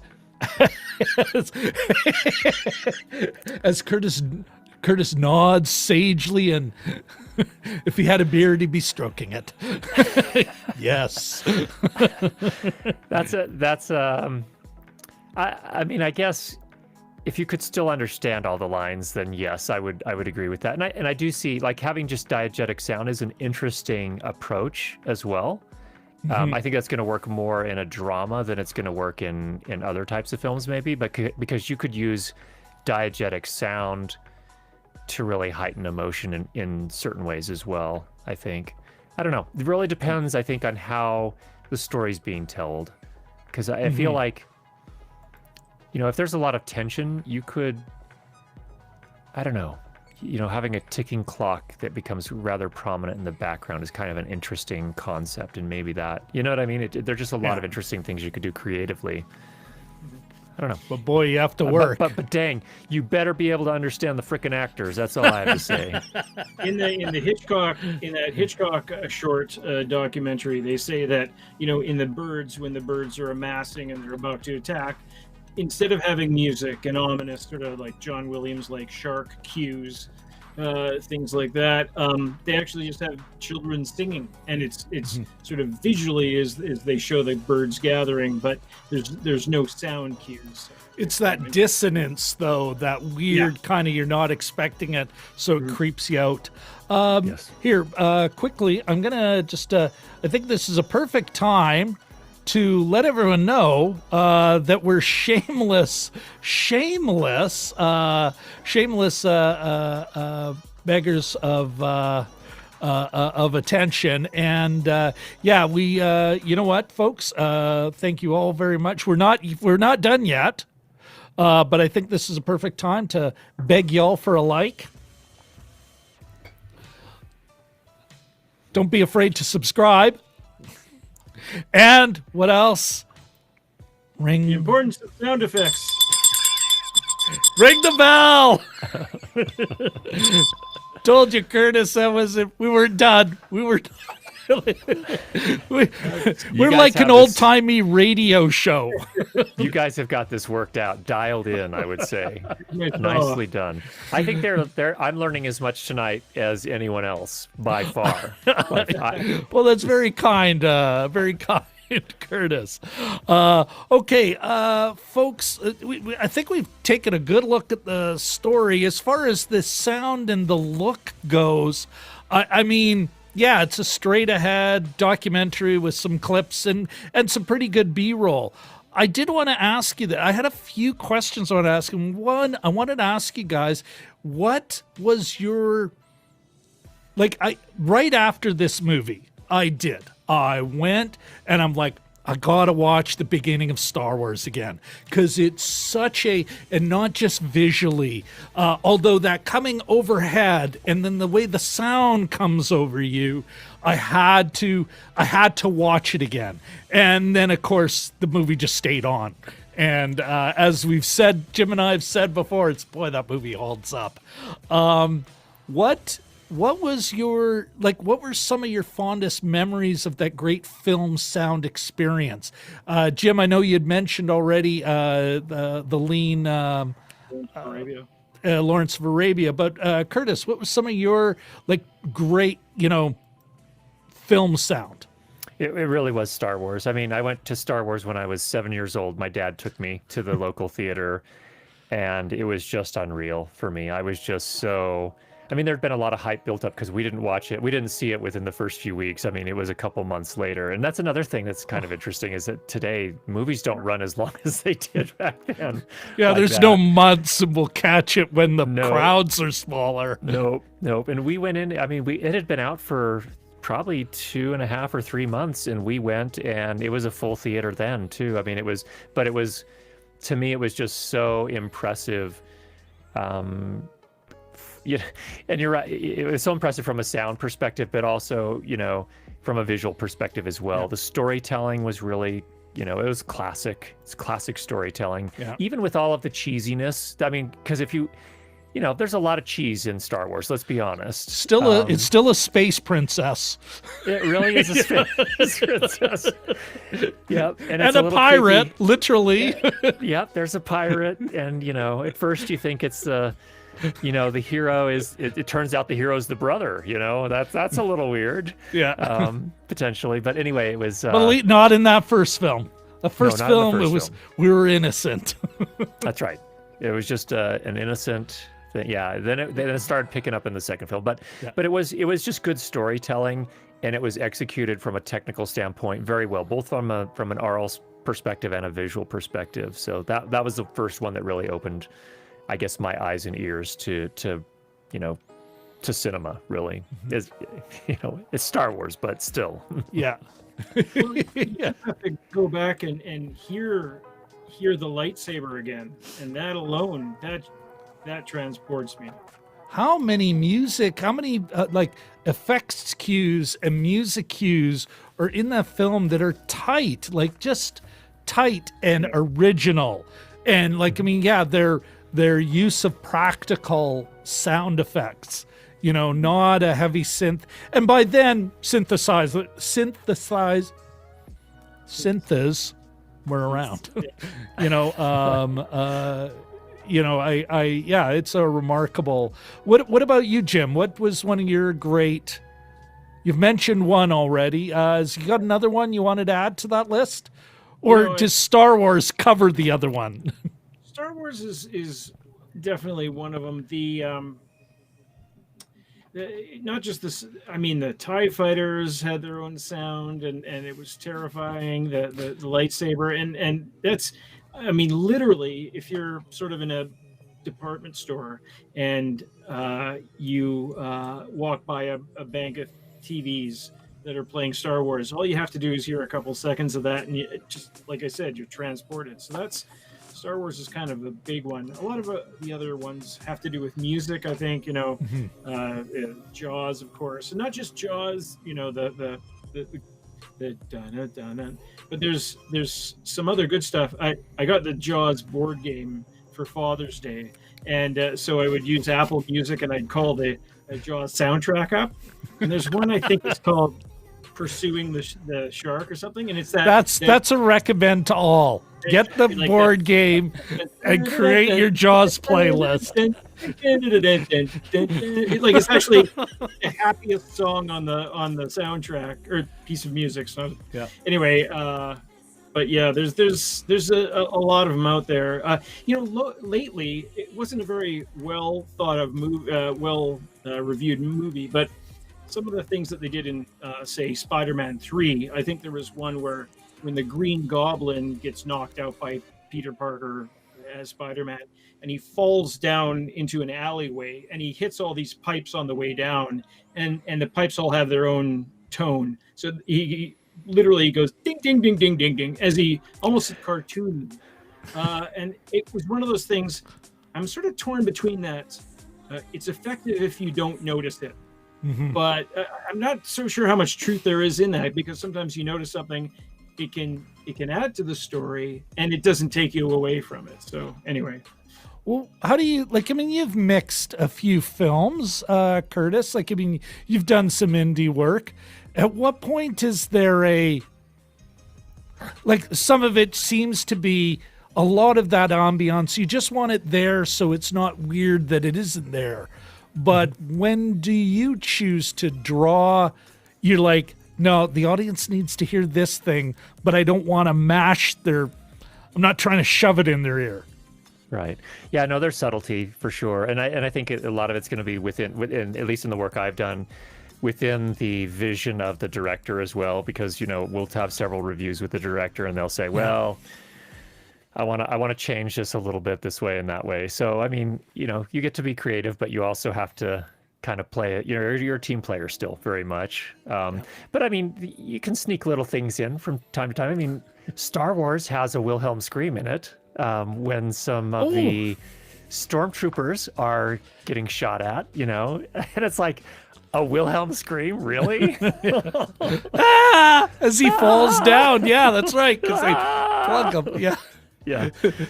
So there's and Ben Burtt confesses that was totally a joke. He and his friends just thought it would be really funny to put that in, and it's subtle enough that it doesn't detract. Most people don't notice it, but it's enough to. And it's once. They only go to the gag once. One time, yeah. Yeah. Okay, folks, let's just a few more comments in the live stream. Here's an interesting one from Vlad. But our soundscapes generally getting too loud, and I think that was something we were talking about earlier. And yeah, that big sausage of a waveform. But apparently, Kenneth Branagh went to preview of Dunkirk with World War II veterans. And I guess they were saying around him that the movie was louder than the battle. Now, of course, we could make some Aegis-related jokes here, but it is still noteworthy, right? Like, I mean, you're in the theater experience is different now. It's almost like they went, oh, well, we got to dial it up to 11. Mm-hmm. They liked a lot of sound. Let's give them all of the sound. Yeah. Didn't they do a Simpsons joke where somebody's head blew up at the theater or something? I seem to recall something like in the intro, like the THX or the Dolby or whatever. I can't remember now. Yeah. I'm not sure. Oh, yeah, go ahead. No, I was going to say, I feel that way specifically if the previews are just through the roof, especially the superhero previews with the massive bouges. I actually, okay, make all the age jokes you want, but I actually take some they're called heroes. So basically, they're earplugs that are supposed to maintain the overall even frequency response, but they cut the sound down. And I actually take those to the theater with me for the previews nowadays because really? It's through the roof. Yeah. Well, you got to protect your instrument there, so. Right, but I mean, I guess during the pandemic, I haven't been to the theaters, but before that, it was just like, wow, some of these are just getting through just too loud. It's too much. Yeah. And they're doing it almost like, because now that loudness is normalized on broadcast television. Yeah. Well, where else can they? Oh, there's no standards in the theater. Nope. Crank it up. Do what you want. Make it awesome. As loud as you want and as much compression as you want. Just one quick point here. We often, Curtis, talk about the Milhouse's fireworks factory. It's a Simpsons reference where they go to a fire, when they don't even make it to the fireworks factory by the end of the cartoon, even though it was suggested. So it was the Poochie one, if memory serves. Yes. I don't know if you're a early Simpsons fan, Curtis. Okay. Spoiler. My wife and I were watching The Mandalorian. It got through both seasons of it just over the holidays. And there was the one with the village when he first meets the Rosario Dawson's Ashoka. Is that the Jedi's name? The Jedi, anyway. Yeah. And there's a big bell. There's a great big bell at the city gate. And I thought, I bet you something's going to happen to that bell. And then the Jedi... Sorry, I'll try to minimize the spoiler. It gets destroyed by a certain lightsaber. Anyway, and I was thinking, okay, here comes this great sound effect. Oh, this is going to be awesome. And it just kind of went dong and fell. And I thought, oh my God. Well, it's like they got to the fireworks factory and it was totally a total fizzle. Psst, pop, pop, pop. Yeah. I was like, okay. And I was like, here Bing. it is. Big bell is going to get destroyed. And it just went long. And it looked cool. The flag pow out of the gun. This is the I smell an Emmy moment for the sound guy, and I thought, oh, that's a waste. No Emmy for that individual. No. All right. Okay. Back to the chat briefly. It's Ono Coffee says, sounds like Rob is challenging Alan for King of the Long live stream, and I am not sure who he is referring to. I do. But I know. Alan Soundspeeds. Yes. Yeah, no, and yeah, he commits. Yeah, I'm not in that league. That's another level. That's not an easy feat. We'll come back to that another time. Yes. You're absolutely right. But yeah, deep cut there on a coffee. Jim, there's a guy in the what I would call the YouTube sound scene. He's actually a professional, he's a utility sound boom operator in. Yeah, I really. It's too bad he couldn't drop by. Love his take on, like you said, it's like, well, I wasn't mentioned at all. The mixer got mentioned, but the guy actually holding the mic, nothing. Well, he did make it onto the movie poster. We can give him that. No, it is. Like if you look at, that's just Ben Burtt picking up a sound. Good point. That's like, it's not even. Yeah. That's what I was like. It kind of dawns on you. It's like, oh, yeah, anyone could walk away with the movie thinking that the sound designer is the one who's also getting the boom.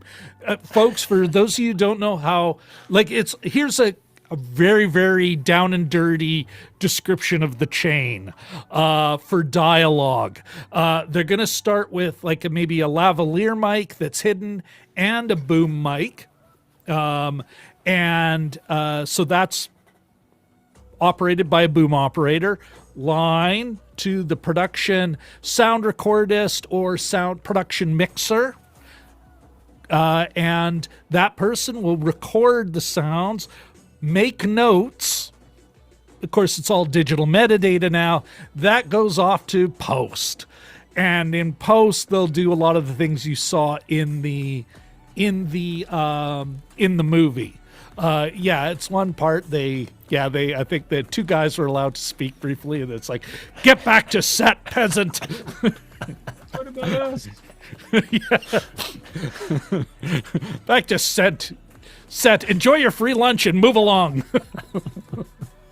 Okay, where are we here? Look at this. A compliment from Shashank. Thank you very much. You guys are some of the best conversationalists I have I'm assuming run across on YouTube. Thank you very much, Shashank. Part of it is you guys are the best chat. You bring up great questions. It's always fun chatting with you. Your smart remarks are funny. No one's being mean to each other, which, Jim and I really appreciate. And then we get great guests like Curtis here who really who elevate our chat, elevate our conversation.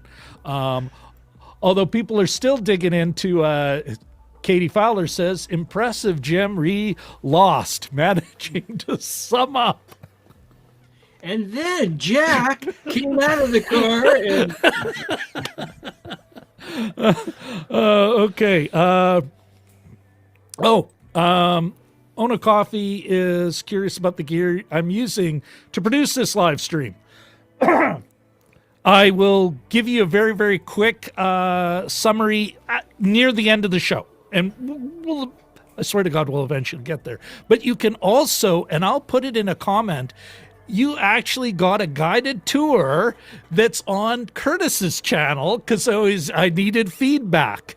So I'll link also to that. It's like a couple of video comments where some of the folks who've actually popped in here, Peter Locke and that, who have actually commented on the, some of the challenges I was having. Of course, Curtis, it's interesting that Curtis has never allowed someone else to make a video about their problems for his channel. I may have destroyed the opportunity for anyone else to do that. Such is life. You'll all live. No. I think it was more. My narrative is in my little head. The narrative is no one else has been brave enough to do it. You know what? Some of it is though. Why wouldn't you? It's such a great opportunity. Okay, this is exactly what I have. Yeah. And also work on some skills. Jim, you may not know, but I might have. Went through our whole vocal chain as I was trying to work out all our, trying to make sure all our sound works out and put it in a nice graphic, which was the subject of last week's, or part of the subject of last week's show on Curtis. All right. But yes, Ona Coffee, I will summarize that quickly later. Ahmed, sound design is so important where you can do the edit. Yes, absolutely. People laughing at Jim, which is always good. Here we go. All right, so now we're getting into the chat's favorite sound memories. And thank you very much, guys. Okay, for Shashank, it would be, I would say for me, it would have to be Saving Private Ryan. I saw it when I was 11 in my uncle's private theater. My goodness, the sound in that opening sequence. Mind blown, right, guys? Like, can we back up to the uncle's private theater part? I'm intrigued by that. I suppose. Well, why? You know what? The next time and Curtis, just so you know, Shashank, a young man, film critic, YouTuber, in Chennai, India. Right. Yeah. Wasn't he? Yes, he was. Yeah, we did. That's right. Yes, you chimed in there. Well, Shashank, this is what I suggest. Why don't the next time we collaborate, you live stream from your uncle's private theater? That's a great idea. That's wow. But going back to Saving Private Ryan, guys, like what? Did you understand how great that sound design was in that opening sequence at the time? I'm not sure I did, actually. Like, I mean, it was amazing. Whoops, sorry. It was amazing, but go, Curtis. What did you like? I mean, when you first saw it in the theater. Well, it's what's so striking about it, and actually they talked about this in the film and Making Waves. What's interesting to me is how they approached it. So, Gary Rydstrom talked a little bit about it, and one of the things that Spielberg was willing to do with it was no score. We're not putting the score in yet, and the score became the lifeboat, kind of later on. So really, okay, I remember approach. that reference, but I wasn't kind of getting that. Okay, yeah, yeah. So it was the lifeboat, and they also used silence. So they used the kind of the bomb going off nearby, the ringing in the ears, and it became. The sound design became what described what was going on around, because they used a pretty long lens for the actual visuals, and so it was the sound design that built out the overall experience. It's a fascinating approach, and it's not something you see a lot. Well, I mean, since Saving Private Ryan, I think you see it a lot more, but it kind of broke ground that way by relying very heavily on the sound design to kind of convey the entire experience. That's an interesting point. Yeah, like, I mean, and it'd be interesting to kind of look through some of the other films where you go, like, I've certainly, and we've talked about that on the show before, how we can see references. Like, one of the things Jim and I did recently was we were looking at whether or not Die Hard holds up, and how certain visual gags, certain stunts we still see in movies now. They are so good. They hold up so well. They're still good. In other areas this was somewhat problematic, but, such is life. It is a 30, almost 40-year-old film. 32 years old. But haven't quite done it about sound, even though the last few films we've talked about, Curtis, I've really started to kind of talk about it, and that's why we kind of give it a subject heading, so we really are listening to the film as well, and how much I appreciate, because we've seen a few winter films now, and as Canadians, and you would appreciate this, you're high enough up, you're getting real snow in Utah when it comes, eh? Like, know the crunch of snow, dry snow, that crunch, it's not, and you hear it, and you're not getting BS'd. Or if you're getting BS'd by Foley, boy, great Foley. The chef's kiss Foley. All right. What else? Okay, Jurassic Park. Yes. This is another classic. Yeah. Katie Fowler says, great sound memory for me, was Jurassic Park. First movie I saw in the theater in surround sound. Yeah, because all of a sudden we're all living through the big changes of the last 50 years. Jim, what do you remember seeing Jurassic Park that first time? Was there?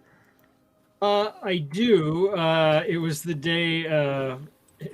This is going to sound like I'm geography name dropping. My wife and I had just climbed Fuji the day before, and drop away there, Jim.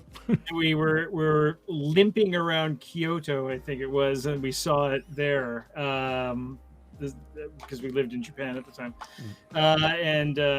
So that was kind of vivid. In terms of the sound, not so much, but Saving Private Ryan, I have to say, the deadliness of the bullets. I mean, you go from whatever John Wayne in the Marines movies where people just, you hear a pitting and, a clutch of the chest and then the drop. That was one thing, but this one, they seemed lethal. And I remember my son was maybe 1 year old at the time, and we wanted to bring him into bed with us when we got home, because it's just like, nope, no worse taking my boy. But it was really jarring, and I've noticed that them get way better at that since most recently, I guess, Fury with the tank movie, Brad Pitt and about the tank Logan Lerman, I think so. Yeah. So there, where the bullets sort of have both heat and light, I think, and you sort of brace yourself because they've actually got some weight to them. They're not just a cap. They're not just proximity. Proximity, like the way they're able to deliver, like you really do feel like, that was uncomfortably close, without being uncomfortably loud. Yeah, and the stakes, I think that makes the stakes seem way higher too. So. Yeah. No, that makes total sense to me. Another one mentioned, Shashank mentions briefly as they're going back and forth, was Raiders of the Lost Ark. And Curtis, you had mentioned earlier talking about how gunfire is different. Correct me if I'm wrong. I would argue, both of you guys chime in and the chat chime in, but I think gunfire changed in that movie. Like the way a pistol, and I don't think we even got how much, but I do remember how cool it sounded. Like just that, like a cannon, like everything you expect a gun to do. And and I think it was literally created in one movie when he's with a pistol, with a revolver, no massive tank or, he's never once is he with a machine gun or anything. Yeah. You're nodding, yeah. There's the punch too. The Indiana Jones punch is a classic as well. Yeah. Yeah, you're right. Before that, there's usually like a bit of a grade, but then somebody kind of says, no, I'm committing. And I think in that film they committed. They did. There was, if you recall, guys, there was a line in the movie. It says each studio had its own ricochet and face punch and explosion. And I thought that was a great line. Well, and that's where the Wilhelm screen comes from too. It was in the Warner Brothers library, and everybody used it, and that was the scream they had to work with, because that's how the studios said, you're going to make a movie, and here's your sound library. Yeah. See you in 3 months, and we want our movie. Yeah. Make sure you fill out your proper paperwork and your reports. Well, and it is interesting how much all this explosion of creativity also tracked when the studio system went through another radical change. And there's been multiple breaks, but by the 60s, the Hays Code is gone. There really are all of a sudden Universal City Studios, and we'll just rent the location, and we'll finance you, figure out the rest. That very much here's some money. This is all you get, I wonder how much that actually allowed them to do these deals. And I'm staying on budget. I'll rob it from here so I can spend more there. Yeah. Oh, I'm going to hire somebody. I'm going to hire this kid out of school at USC to do our sound. I wonder how much Ben Burtt got paid for that year of sound of just going to get stuff. Yeah, until you're right. And who knows, it could have been, and maybe staying on somebody's couch. Right. He looked young enough. His back was fine. Right. You know, All and he had to do only was eat and pay rent, and back then rent was probably a lot more achievable there than it is now. well, and they're all coming out of great schools that were still cheap to go to. The 70s was still cheap to go to school. If you're a Californian, you got into the school system. You're like, it wasn't what is, as I'm sure you guys are well aware of, especially for you, Curtis, like it being the math is fundamentally different. Long gone are the days where, well, get a summer job and pay for school yourself. I've given you a free roof over your head. Here's Shashank mentions 2001: A Space Odyssey, another trailblazer in design, in all the ways, in all the ways, really. You'll notice at the beginning, for those of you who saw the full beginning, that was as part of an experiment I had several years ago where I actually paid a guy, because Zath Spak Zarathustra is out of copyright. So I paid a guy to actually create that for me so I could do a 2001 style opening. And I had it timed perfectly. I actually, Curtis, this is how crazy I can be when I really get in an idea. I actually own a jib arm that I only used once, specifically to get the right move, just to do that. But God, have I gotten a lot of use out of that music? Like that music I paid the guy, and it's just money well spent. I'm sure you'd agree. Like, I mean, mileage, absolutely, yeah. Make an investment that's going to keep paying dividends, and you got it. Yeah. So Richard says, I was a big fan of the Indiana Jones series as a kid, and a major part of that was the great sound effects. There's a documentary just on the sounds of the series that is really good. Richard, are you referring to an actual specific documentary, or are you saying you'd like to see one, or you think there's one in there? If you're referring to, we got to hear the title, man. Okay, on a coffee. Sorry we missed you, man. Thanks so much for popping by. We really appreciate it. I get that you got to go, but hope we see you here again. And thanks for contributing in the chat. Really appreciate that. Ahmed also commenting on Saving Private Ryan and the sound design. This is Shashank mentions another great. Now there was another great machine gun sound in the Nepal and the Ridge. Even the way they're hitting, Buddy getting hit with the, it's been a while. I'll have to. That's where the guy gets his hand burnt, right? Yes, and he puts it in the snow. Yeah, all of that. Yeah, and even the cooling in the snow and yeah. Oh yeah. Shashank's mentioning referring to a Better Call Saul episode.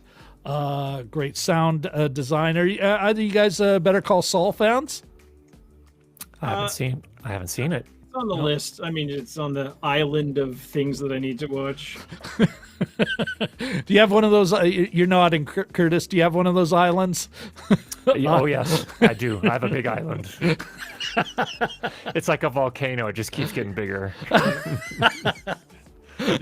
Like Hawaii just adds various acres on every year. That's right. Into the sea. Yeah. Oh, Alien. Yeah. Vlad wants us to talk about, Vlad 65. Guys, please discuss the importance of silence to heighten drama in films. It can really focus tension before all hell cuts loose on screen. Absolutely. And you know what? Vlad kind of makes me think one of the things we didn't see in the film is how horror is got to be one of the horror genre, for all its low budget, is so good at using all of those tools available. Wouldn't you guys say? Like, I don't think I'm going crazy here, am I? No, you're not. And I actually kind of hate horror. I don't like horror movies. But I have to say that in terms of innovation, in terms of using sound to really drive that scare, they are masters. Yeah, absolutely.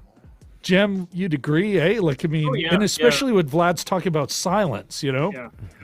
And I have to think, I sort of wonder, I think it would be a mistake to just assume that sound is cheaper than visual. But I not having made a horror movie, I wonder if it's kind of an easier choice to make, to base your we all remember the Jason.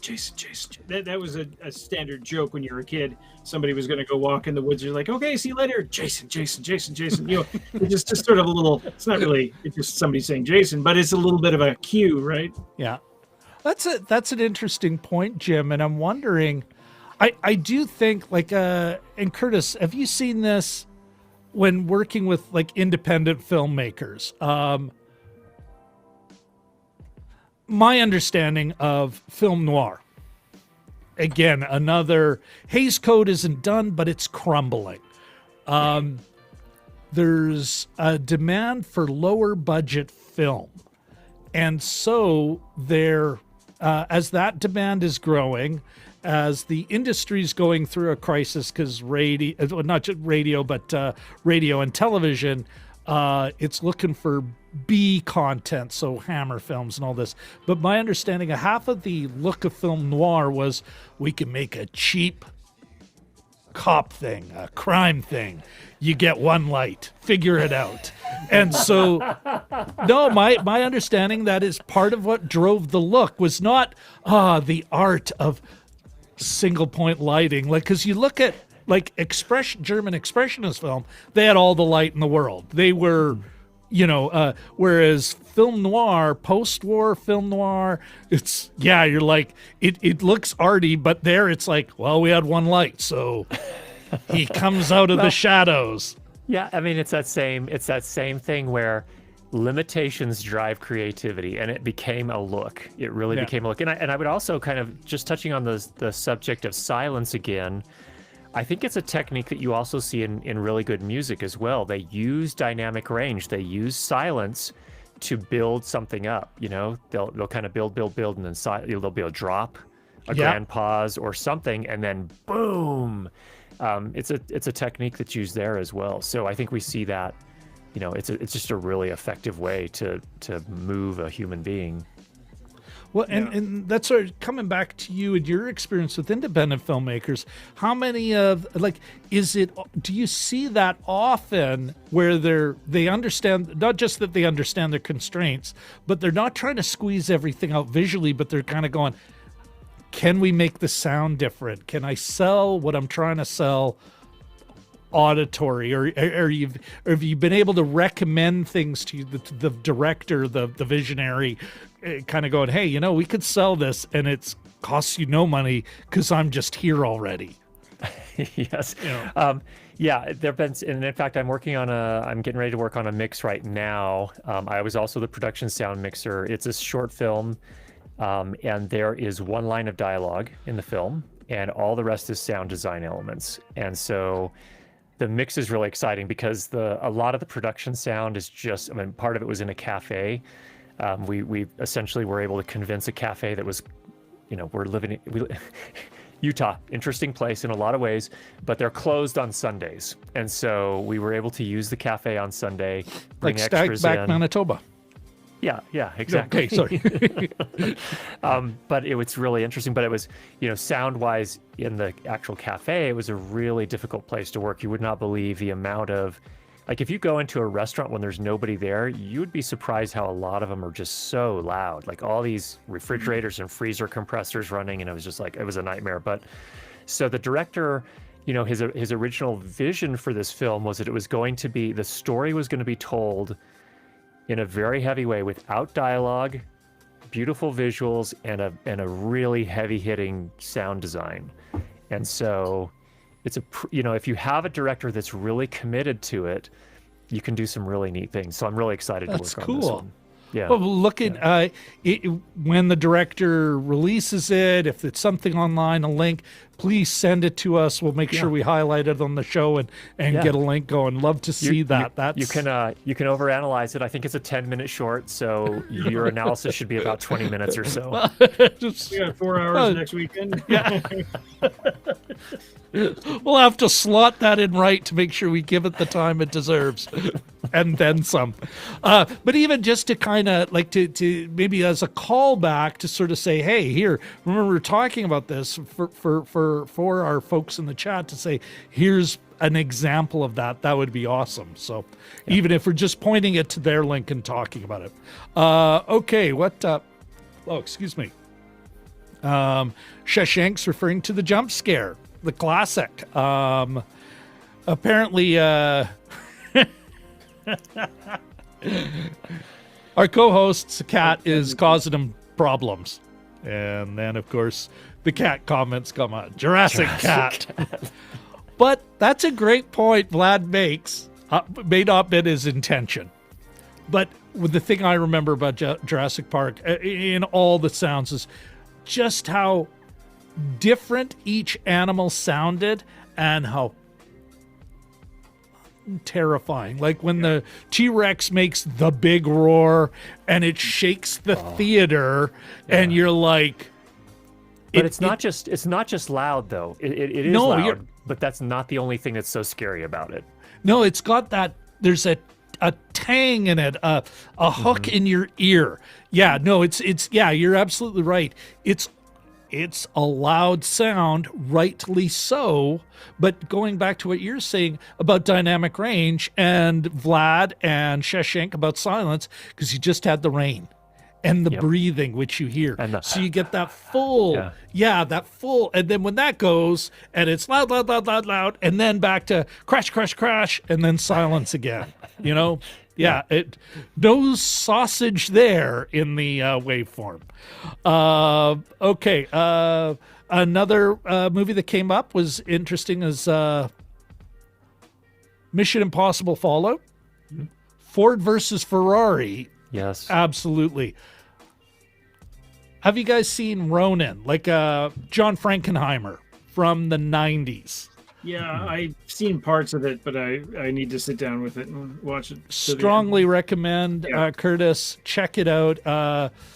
So John Frankenheimer, it's got John Reno, French actor, of course known for Leon the Professional, of course Robert De Niro, because how could you not, Natasha McElhone. Like it's just a super kind of old school, almost throwback to the 60s European heist / spy thriller. Really solid flick. Didn't get the respect, I think, in part because that's just, sometimes a movie's made, but the mood of the time it's just not suited for the time. I think maybe that was the problem with Ronin. But watch it for the sound as they drive. They have some killer driving racing sequences that you can only have in European cities, that they just don't work quite the same way in a North American city. Really good. The doc. Oh, okay. Ooh, Richard, the documentary on the sound of Indiana Jones is in the DVD box set as part of the bonus material. Okay. You know what though? They're starting to put bonus material, DVD bonus material, if you buy the movie. It may be worth buying the actual movie, like buying the online, from Google Play Movies or something. I have seen that. Oh yeah, go ahead. I thought of another one. It's an extraordinarily mediocre movie, but the sound design is amazing. Yeah. Baby Driver. Oh yeah. Oh, okay. Yes. And how it's such an important part of the story as well, right? Like that it's a part of the character. Why do you think it was mediocre? Well, you know what? No, we're not going to do that. This is a great tangent. It is. We'll have to have you back to talk about Baby Driver. Really. That's why would we waste that when we could be taking too much time on another night? That's right. It's a brilliant point you make. But you're absolutely right. That's a great memory and a great reference. And yeah, that it's part of the sound is part of the story in more ways than you initially notice even. Yeah. Jelly Duck is commiserating with you on about horror films. Did you like them when you were a kid, Curtis? Like, I mean, was it something you liked Horror? before? Yeah, and was it It's, always No. not for I you? actually have respect for them. Don't get me wrong. It just I don't like this. I don't like to be scared. Not like that. Yeah. I don't like the creepy feeling. Like I don't want to have to sneak up into my bedroom and be like, "Is there something under my bed?" I just don't like that feeling. So. All right. Well, listen, folks. First of all, I think we're getting into final thoughts territory here. It's been a great show. I first wanted to, though, before we move into that, Curtis. I know we can catch you. Where I'm pretty sure I even made like a thing for you if I can find it. Oh, there we go. Curtis, correct me if I'm wrong. We can find you on Twitter at Curtis Judd. I also, folks, have the first couple of lines now in the YouTube description. Just click on that. Your YouTube channel is youtube.com/Curtis Judd. There's a link he also has a sub channel called Curtis Judd Audio, but the link was ridiculously long, so I didn't put it anywhere. No, it's fine. Okay. Is there anything, what are you working on as far as your channel goes that you think, some of the folks, not just some of your subscribers who are visiting here at Jim and Rob Overanalyze Movies, but other folks that may interest them? Well, I think the thing for my channel is really it's aimed at people that are trying to make their own films. So it's really or video, whatever the case may be. So we really perhaps kind of get into sound decent in a Zoom meeting. Yeah, how to sound decent in a Zoom meeting, how to make a talking head video for the company that you work for sound and look nice and that kind of stuff. So we're getting more into the practical elements of things in a lot of cases. So that's really what we kind of focus on. What are you looking forward to? And then, yeah. I was going to say, so that's why it's such a pleasure to be on this, where we could actually talk about films instead of just, the practical matters. Well, to get to talk about the result of the film, not the sausage making before. What are you looking forward to? Like in the next few months, as far as your channel goes, or the films you're working on, or anything? Well, one thing we've done in the past a lot is a lot of product reviews, and I have to confess that I'm a little. It's like a treadmill. It's like a constant, your little gerbil on the wheel. And there's a time I'm like, okay. So my goal for this year is to cut back on some of that. So we'll still have some, but my goal is to have maybe 2 of those a month, and then go and have 2 tutorials of some sort every month as well. Technique stuff. Yeah, cool. Like how to do this, how to do that, how to. Whatever the case may be. So that's the main thing I'm looking forward to this year. Doing a little bit more kind of, let's work on our skills as opposed to just working on buying lots of gear. or even kind of a weird thing for the internet. Everyone loves drooling over good gear, while at the same time complaining that they can't afford the good gear. And it's exactly. Well, which did you want? Pick a side. Although, and fudge, I didn't, I still will give a quick spiel for Ono coffee and then somehow link to it or something. I'll figure it out. Jim, do you got any questions for Curtis? I'm just trying to think. My head's full of sound now, but yeah, I mean, just on a practical basis, what to do with the Blue Yeti. Did I say that? Anyway, I'm just trying to think. No, I think we covered a lot of ground. I mean, you've been a great guest, Curtis. Really super fun. Absolutely fantastic. And great hosts. Thank you very much. Okay, so on that, first of all, I'm going to shamelessly take over the screen briefly, just to first of all, talk about well, what else do I beg? I beg for the like. Where's that thumbs up? There we are. I beg for the subscribe. And if my wonderful co-host, my sound mixer, my production sound mixer, Mr. Jim Chaboyko, ring the bell. Okay, so we'll get into, let's maybe talk about, Jim, if makes sense to you. Well, first of all, we'll talk about the next week's movie, and then we'll get into our final thoughts and wrap everything up. Are you ready, Mr. Chaboyko? Let me get the what are we looking at next week? What's our next movie to talk about? What's our next movie to overanalyze? It is part of a series. It's the longest one, but it's part of the Small Axe series released by director Steve McQueen, and it's called Mangrove. I was studying not to call it Magnolia all night, but anyway, it's the chapter entitled Mangrove, which has to do with a big trial of black activists in early 70s England. Was that part of the Electric Avenue riots? Or do they touch on it later in the series? It might have been. I've just read a little bit about it, yeah. I mean, we'll go into it next week. But it's part of a.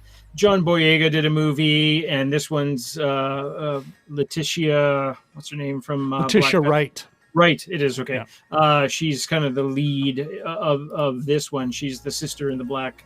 The genius from the Black Panther movies, and cool. It looks really interesting. Rob and I were both quite interested in taking a look at least one of them. So there's 5 of them. This is the longest one.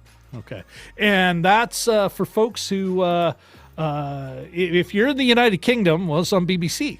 But for everyone else, sorry, guys. For everyone else, you can find that on Amazon Prime as part of their Amazon Originals. They paid enough for it to be theirs.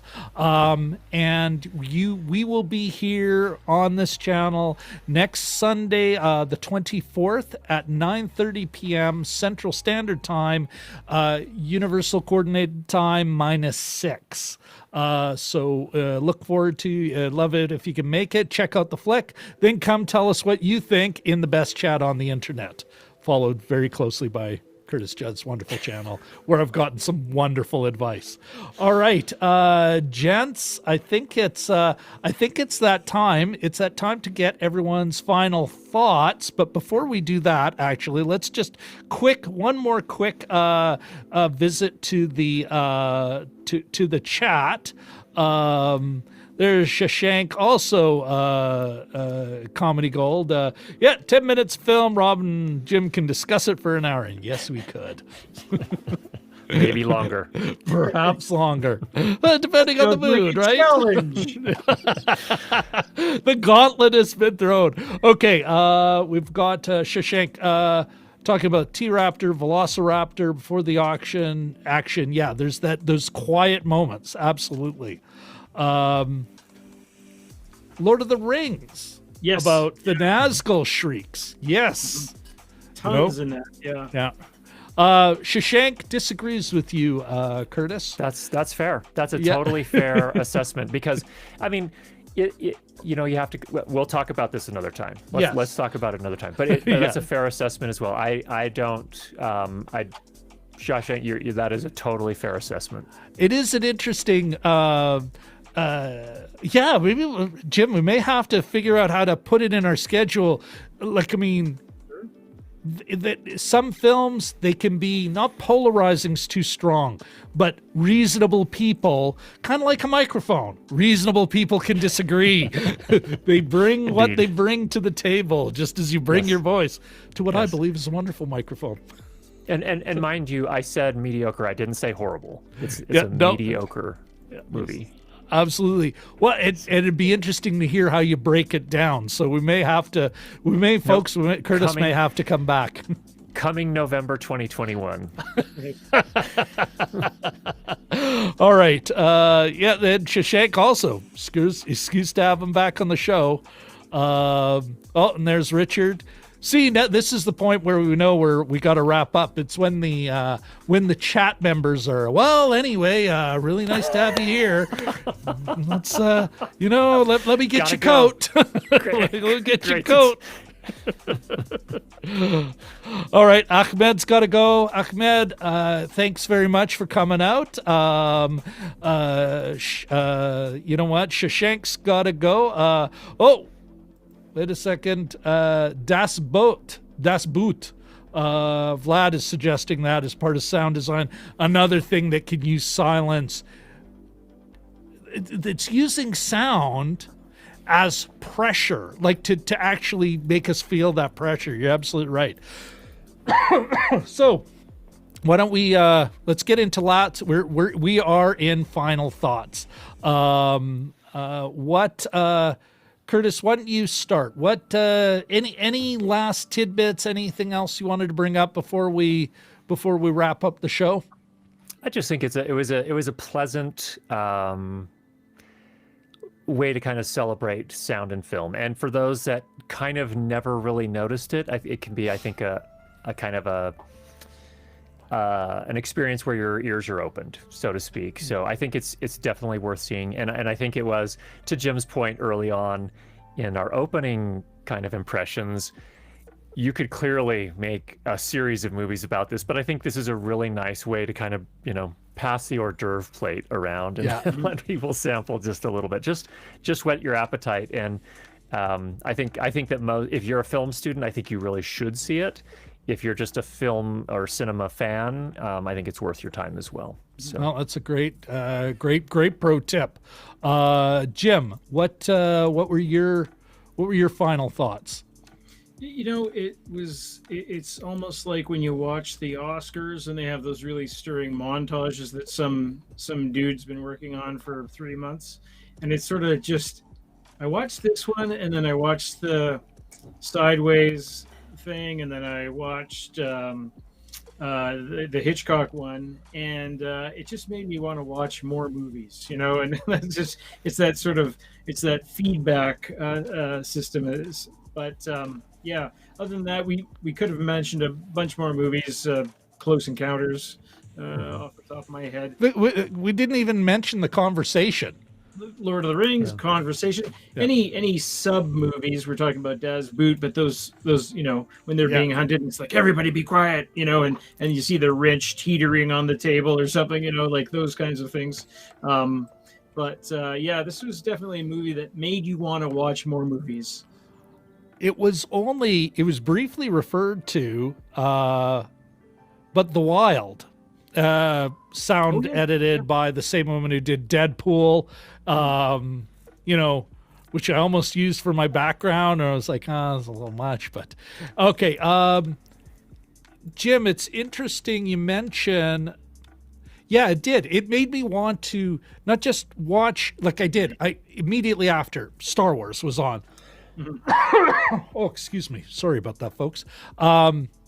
It also made me want to, as we move forward in our project here, Jim, to make sure that we think about, to watch the movie with our ears as well, to make sure we're reading it a little deeper. One of the reasons I really do enjoy the show, and although we didn't talk about it formally, I think if there was a theme, a message, the meaning of the film, I really do, and you guys both referred to it, but that idea that they really are trying to say there's more to a movie than. Don't get fooled by your eyes to think that's the only thing acting on you emotionally and this, viscerally, that there's so much more going on, and there's so many more people who are.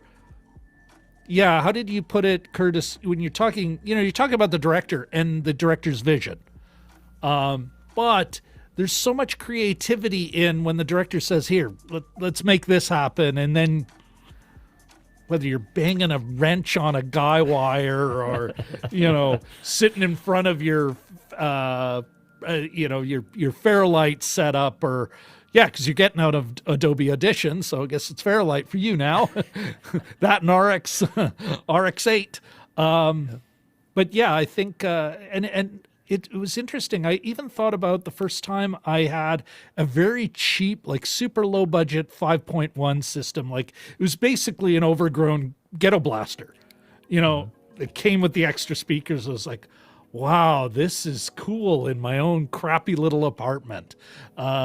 You know, and even when we think about it, we don't play act scenes. We repeat the dialogue. We will even we'll do the pew, pew, choo, choo. Like we don't go into, and now I will perform. I will physically act out. No one's doing that. But God, we love to make the noises of a film. You know, this kind of thing gives you that taste again and encourages you to, you know, watch a film on a deeper level. And with that, I'm going to ask both folks in the chat, Curtis, you, Jim, you, keep an eye out. Are there other films we should be watching every now and then, like documentaries like this, that can kind of help develop our palette for future films? Because I think for at least the next month or so, everyone's going to have an opinion on the soundtrack. You know, that's going to be, and that's great. You know, so are there other films that we could talk about, other books we can read or anything? That would be interesting. Speaking of which, we have to do 2001: A Space Odyssey as well, because I did get the book Vlad was referring to. It's sitting on my desk over there. So, okay. I think that's about it. Yeah, everyone's basically saying au revoir. They're all okay. Here we go. Let's quickly. Yeah, there's Richard L. getting Curtis's coat. Ahmed's got to go. Au revoir, Ahmed.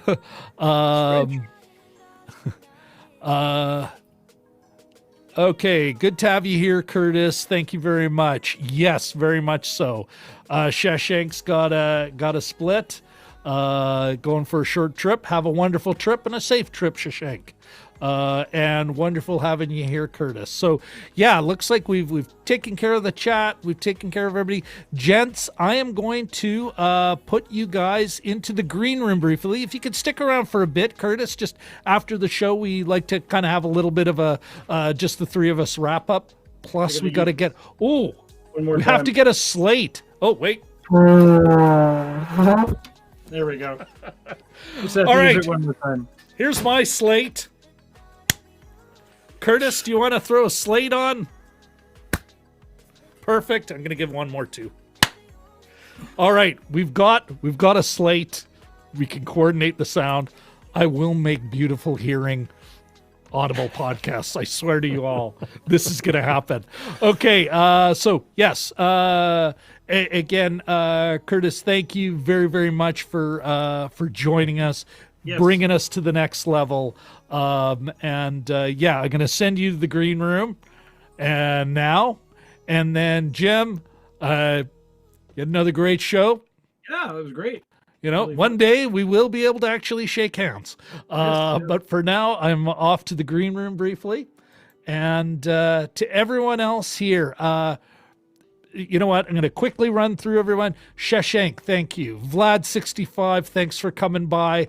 Ahmed, again, thank you. Richard L, thank you very much. Katie Fowler, thank you so very, very much for dropping by.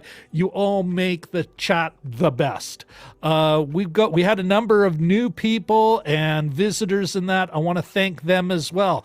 That's Ono Coffee. Thank you so very much for dropping by and bringing your chat A game. Really appreciate that. I did not do my run through. we'll catch up on that. You know what? We've got who else came by? Show G Productions. Thank you very much for coming by. Peter Locke, thank you so much for popping in and checking out the show and contributing. Really appreciate that. Who else do we got here? I want to. Eric Thorpe came by early on and chimed in, and thank you very much, Eric. Again, if there's somebody I'm missing, I'm very, very sorry. I think I got everyone. Thank you all again so much on behalf of myself and my co-host Jim for popping by, and I think that's about it. It's time to turn down the beats. And what else do we got to do? I think I'm just gotta cue the outro. I've been